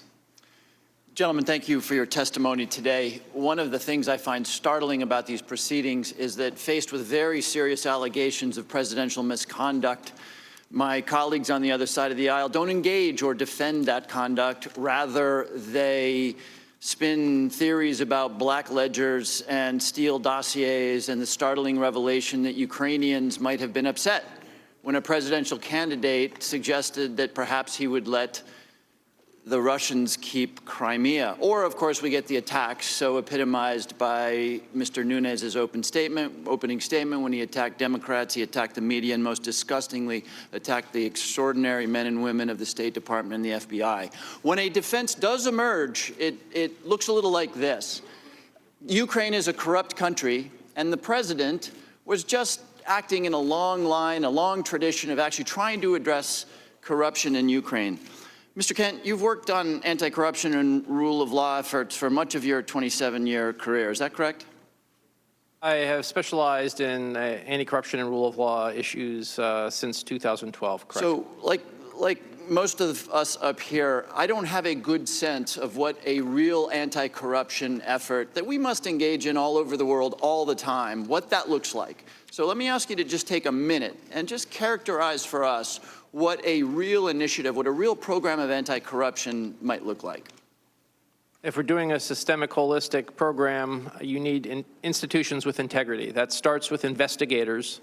It goes to prosecutors. It goes to courts. And eventually it goes to the correction system. In countries like Ukraine, we generally start with law enforcement, and that's what we did in 2014-15 with the new patrol police. There also is oftentimes needed a specialized anti-corruption agency. In Ukraine, that was called the National Anti-Corruption Bureau, or NABU. There was a different body that reviewed asset declarations for unusual wealth called National Anti-Corruption Prevention Council. And eventually we got to helping them establish a special anti-corruption prosecutor and eventually a high court on anti-corruption. And that was to try to create investigators, prosecutors, and courts with integrity that couldn't be bought and would be focused on high-level corruption. So what I'm hearing there, Mr. Kent, is a very comprehensive effort. So let me read you President Trump's own words to the Ukrainian president in their July 25th phone call. And I quote, "There's a lot of talk about Biden's son, that Biden stopped the prosecution, and a lot of people want to find out about that, so whatever you can do with the Attorney General would be great. Biden went around bragging that he stopped the prosecution, so if you can look into it, it sounds horrible to me." Mr. Kent, when you hear those words, do you hear the president participating in or requesting a thoughtful and well-calibrated anti-corruption program?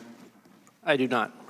And Mr. Kent and Mr. Taylor, the defenders of the president's behavior have made a big deal out of the fact that Vice President Biden encouraged the Ukrainians to remove a corrupt former Ukrainian prosecutor, 2016, Mr. Shokin. And in fact, Senator Rand Paul on Sunday said, and I quote him, "They're impeaching the President Trump for exactly the same thing that Joe Biden did."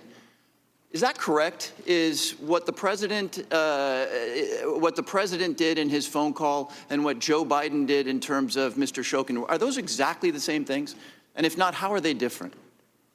I do not think they are the same things. What former Vice President Biden requested of former President of Ukraine, Poroshenko, was the removal of a corrupt prosecutor general, Viktor Shokin, who had undermined a program of assistance that we had spent, again, U.S. taxpayer money, to try to build an independent investigator unit to go after corrupt prosecutors. And there was a case called the Diamond Prosecutor case in which Shokin destroyed the entire ecosystem that we were trying to help create. The investigators, the judges who issued the warrants, the law enforcement that had warrants to do the wiretapping, everybody to protect his former driver whom he'd made a prosecutor. That's what Joe Biden was asking, remove the corrupt prosecutor. So Joe Biden was participating in an open effort, established whole-of-government effort to address corruption in Ukraine. That is correct. Great. So, Mr. Kent, as you look at this whole mess, Rudy Giuliani, President Trump, in your opinion, was this a comprehensive and whole-of-government effort to end corruption in Ukraine? Referring to the requests in July? Exactly. I would not say so. No, sir. Yeah, I don't. I don't think President Trump was trying to end corruption in Ukraine. I think he was trying to aim corruption in Ukraine at Vice President Biden and at the 2020 election. And I yield back the balance of my time. Mr. Conaway is recognized for 5 minutes. Thank you, Mr. Chairman. I yield my time to the gentleman from Texas, Mr. Ratcliffe. I thank the gentleman, and I thank you both for being here. It's obvious from your testimony today that you both care a great deal about U.S.-Ukraine relations. It's also very clear that you're optimistic about President Zelensky. Ambassador Taylor, you related one of his first acts in office was to remove immunity from deputies, which had long been a source of corruption. I know you had a number of personal dealings with him. Has he given you any reason to question his honesty or his integrity? No, sir. In your prior deposition, I asked you, and I'll read it directly, if nobody in the Ukrainian government is aware of a military hold at the time of the Trump-Zelensky call, then as a matter of law and as a matter of fact, there can be no quid pro quo based on military aid. And to your knowledge, nobody in the Ukrainian government was aware of the hold. And your answer was, that is correct. Is that still your testimony? Mr. Ratcliffe, at some point in September. I'm talking about on July 25th. July 25th. Sorry. Yes, that's correct. That's correct. They did not know this. All right. And as it turns out, President Zelensky agreed with you. On October 10th, President Zelensky held a press marathon with over 300 reporters where he said repeatedly and consistently over hours and hours that he was not aware of a military hold during the July 25th call. In fact, in his official press release from the Ukrainian government available on his website that I'll be introducing into the record, he said, Our phone conversation bears no relations to arms. They blocked the provision of military assistance prior to our telephone conversation, but the issue had not been discussed during our conversation. I mean, I didn't even know. So now, in addition to confirming that because he had no knowledge of it, there was no quid pro quo involving military aid during that call, President Zelensky went on to confirm a number of things, that there was no pressure, that there were no conditions, that there were no threats on military aid. There were no conditions or pressure to investigate Burisma or the 2016 election, that there was no blackmail, that there was no corruption of any kind during the July 25th call. Again, from his official press release. Therefore, there was no blackmail because it was not the subject of our conversation with the President of the United States. There were no conditions on the investigation, either because of arms or the situation around Burisma Company. He told Reuters there was no blackmail. He told the LA Times there was no pressure or blackmail from the United States. He told Japan's Kyodo News, I was never pressured and there were no conditions being imposed. He told ABC News and the BBC, I'm against corruption. This is not corruption. It was just a call. The Ukrainian president stood in front of the world press and repeatedly, consistently, over and over again, interview after interview, said he had no knowledge of military aid being withheld, meaning no quid pro quo, no pressure, no demands, no threats, no blackmail, nothing corrupt. And unlike the first 45 minutes that we heard from the Democrats today, that's not secondhand information. It's not hearsay. It's not what someone overheard Ambassador Sondland say. That was his direct testimony. Ambassador Taylor, do you have any evidence to assert that President Zelensky was lying to the world press when he said those things? Yes or no? Mr. Ratcliffe, if I can respond. My time is short. Your time yes is or no? short. That's right. I have no reason to doubt what the president said in his. Okay, very good. So in this impeachment hearing today, where we impeach presidents for treason or bribery or other high crimes, where is the impeachable offense in that call? Are either of you here today to assert there was an impeachable offense in that call? Shout it out. Anyone? Mr. Ratcliffe, if I can just respond, let me just reiterate that I'm not here. I've got 1 minute left. I know you only got a minute left. I've just got 30 seconds. Please allow the witness. You asked the witness a question. The witness I'll withdraw the question. Let me just make this point. And I'm not here to take one side or the other. That's your Ambassador, decision. let me answer this. Let me ask you this question. The gentleman will suspend. Suspend the time, Ambassador please. Taylor, would Suspend you the like to time, answer the please. question? Suspend the time, please. I withdrew the question. The gentleman will suspend. We will suspend the clock. Suspend the clock Suspend the at clock. 1 minute, please. Ambassador Taylor, would you like to respond to the question? Mr. Ratcliffe, I would just like to say that I'm not here to do anything having to do with to decide about impeachment. That is not what either of us are here to do. This is your job. Will you Thank you, Mr. Chairman. restore time to the clock to 1 minute? No, but you may continue 22 seconds. Fine. Mr. Ambassador,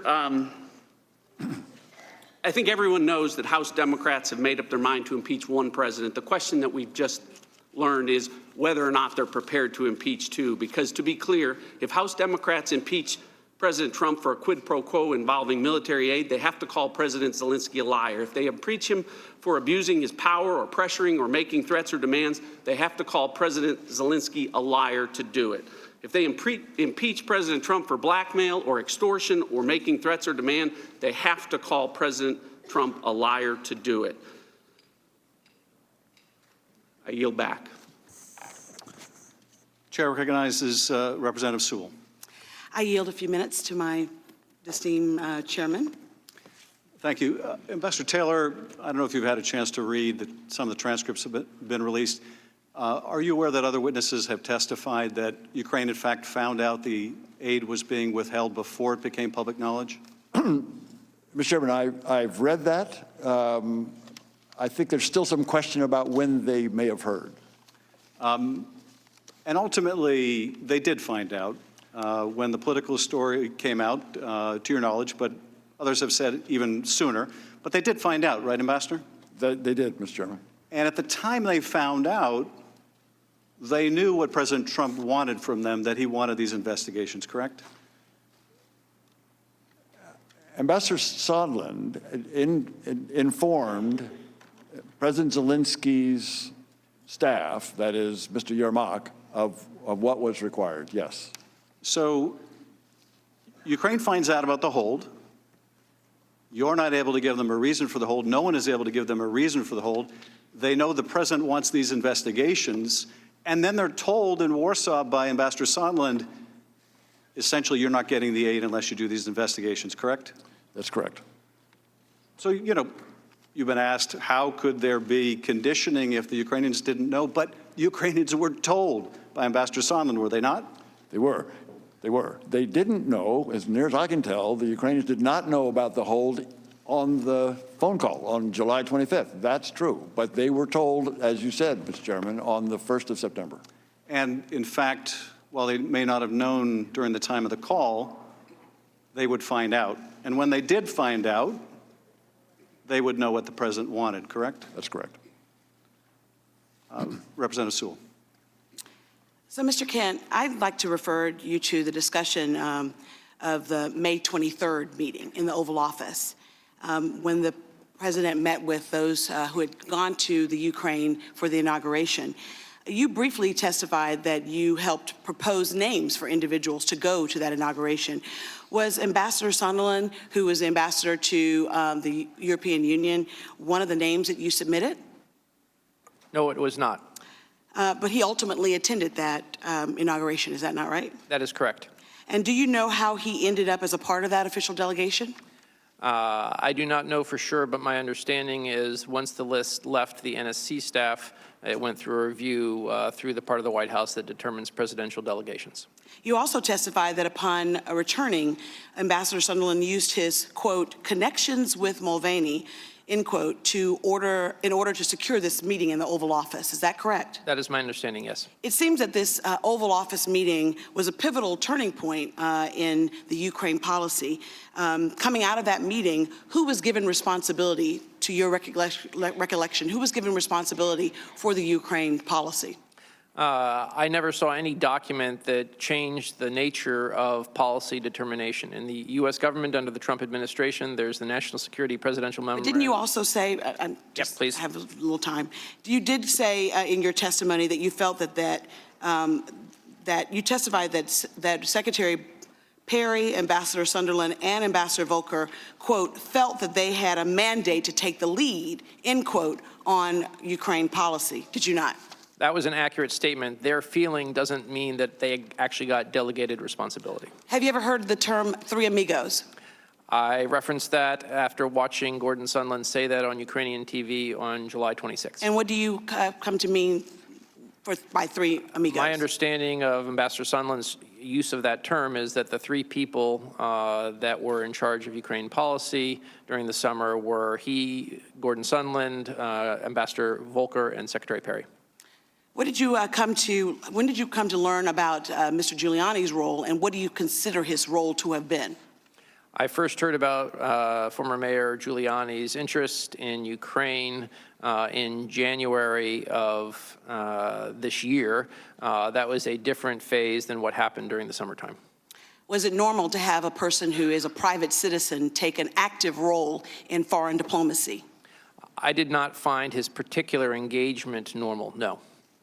Now, Mr. Ambassador Taylor, you testified that there are two channels, a regular and irregular. What did you see as Rudy Giuliani's role in Ukraine policy? Congresswoman, I came to see that Mr. Giuliani had a large influence on the irregular channel. And was that normal? Is that normal to have a private citizen of the United States take an active role in diplomacy? It is not normal. It is not unusual to ask for people outside the government to give opinions to help form the policies of the U.S. government. It is unusual to have a person put input into the channel that goes contrary to U.S. policy. Thank you. I yield back. Mr. Turner, you're recognized for 5 minutes.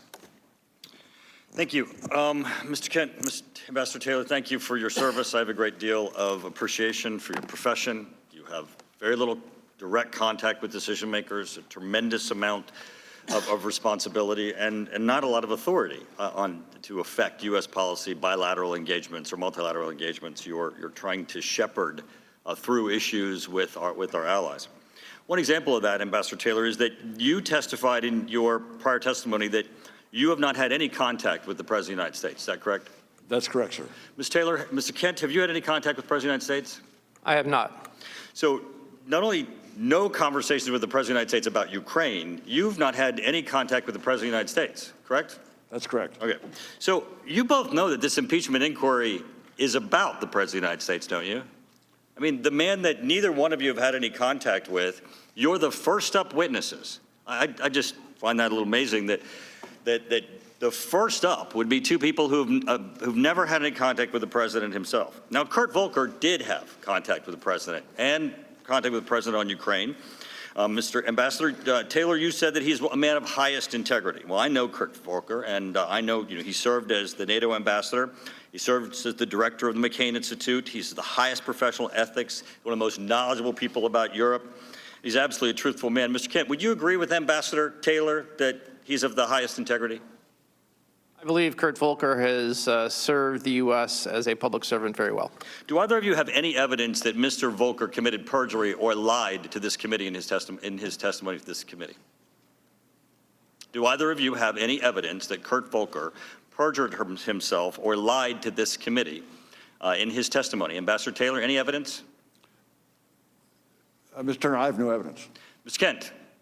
I believe Ambassador Volker's deposition was over 400 pages, and I don't have it in front of me, so I can't make a judgment. But you have no evidence that he lied or perjured himself, I have no correct, Mr. basis Kent? to make that judgment, no, Great. sir. Well, we're not in a court, gentlemen, and if we were, the Sixth Amendment would apply, and so would rules on hearsay and opinion, and most of your two testimonies would not be admissible whatsoever. But I understand in your profession you deal in words of understanding, words of beliefs and feelings, because in your profession, that's what you work with to try to pull together policy and to go in and out of meetings to try to formulate opinions that affect other people's decision-making. Ambassador Taylor, have you ever prepared for a meeting with the president or a prime minister of a country, or were you told one thing before you went into the meeting as to what it was to be about, and the meeting be about another thing? Or you get in there and the beliefs or opinions of the president or the prime minister were other than you believed? Mr. Turner, you're asking if I ever learned something new in a Have you ever meeting? walked in with a belief that you thought about the country that you were serving in and find out that they were wrong? I learned something in every meeting, Mr. Turner, but Well, Ambassador Taylor, the reason why the Sixth Amendment doesn't allow hearsay is because it's unreliable. It's unreliable because frequently it's untruthful. It is not factual. It might be beliefs or understandings. Ambassador, you testified about a number of things that you heard. Isn't it possible that the things that you heard were not true, that some of the beliefs and understandings that you had are not accurate, that in fact you're mistaken about some of the things that you testified today on a factual basis versus a professional assessment?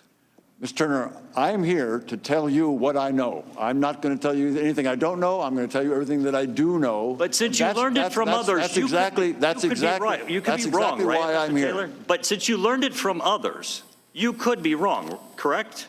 I am telling you what I heard them tell me. And they could be wrong, or they could be mistaken, or they could have heard it incorrectly. Right, Ambassador Taylor?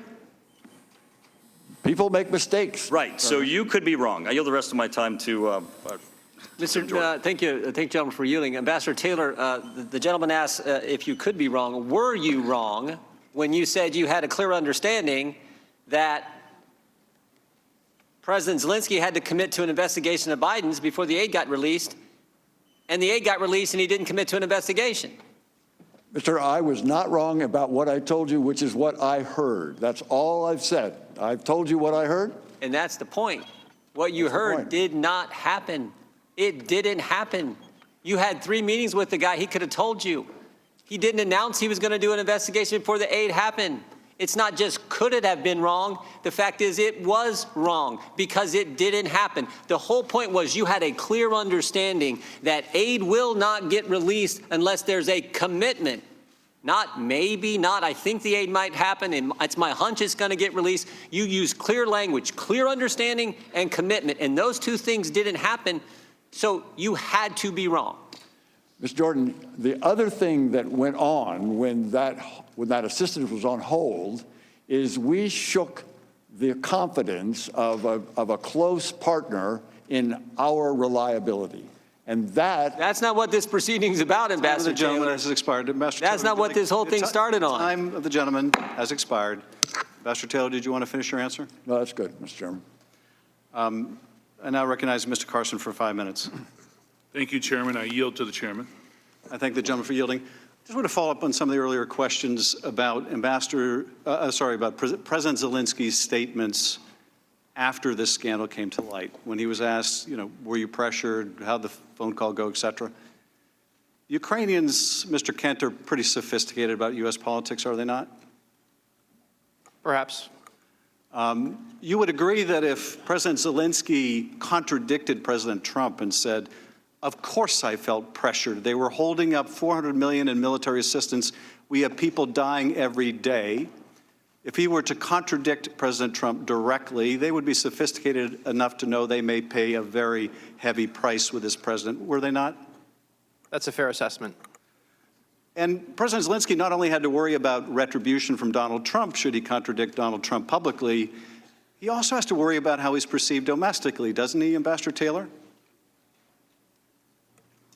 President Zelensky is very sensitive to the views of Ukrainian people, who indeed are very attentive to Ukrainian U.S. politics, yes. And so if President Zelensky were to say, I had to capitulate and agree to these investigations, I was ready to go on CNN until the aid got restored, that would obviously be hurtful to him back home, would it not?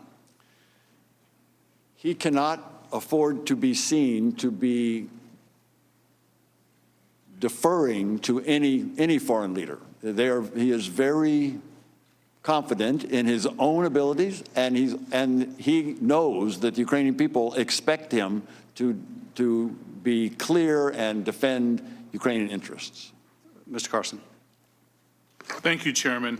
My colleague touched briefly on the campaign to remove career diplomat Ambassador Yovanovitch. Mr. Kent, you stated in previous testimony that you were aware of the, quote, campaign of slander against the ambassador in real time, which basically unfolded in the media. Where do you understand this misinformation campaign was coming from, and who was essentially perpetuating it? To my understanding, the then Prosecutor General of Ukraine, now ex, Yuri Lutsenko, met Rudy Giuliani in New York on a private visit in January.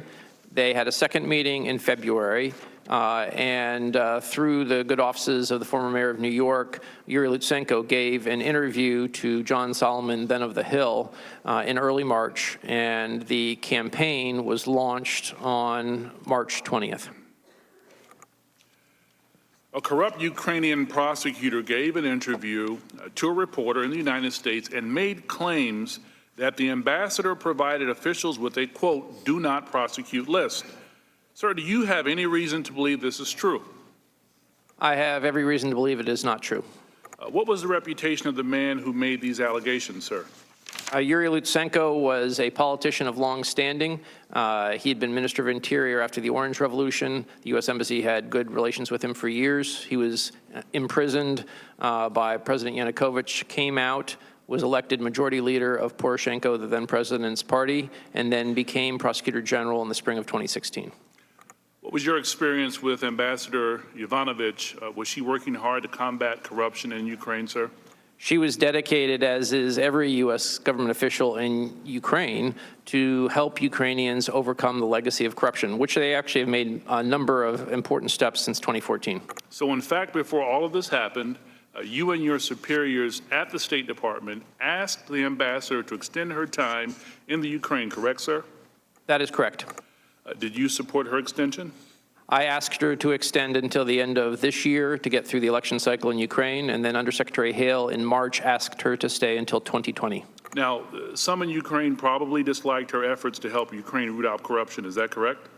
As I mentioned in my testimony, you can't promote principled anti-corruption action without pissing off corrupt people. Fair enough. Now, some of those people helped Giuliani smear her, did they not? They did. So ultimately, that smear campaign pushed President Trump to remove her, correct, sir? I cannot judge that. What I can say is that Rudy Giuliani's smear campaign was ubiquitous in the spring of 2019 on Fox News and on the internet and Twitter sphere. So Ambassador Taylor and Mr. Kent, in all of your combined decades at the State Department, have you ever before seen an instance where an ambassador was forced out by the president following a smear campaign of misinformation orchestrated by the president's allies? I have not. Nor I. Mr. Chairman, I yield back.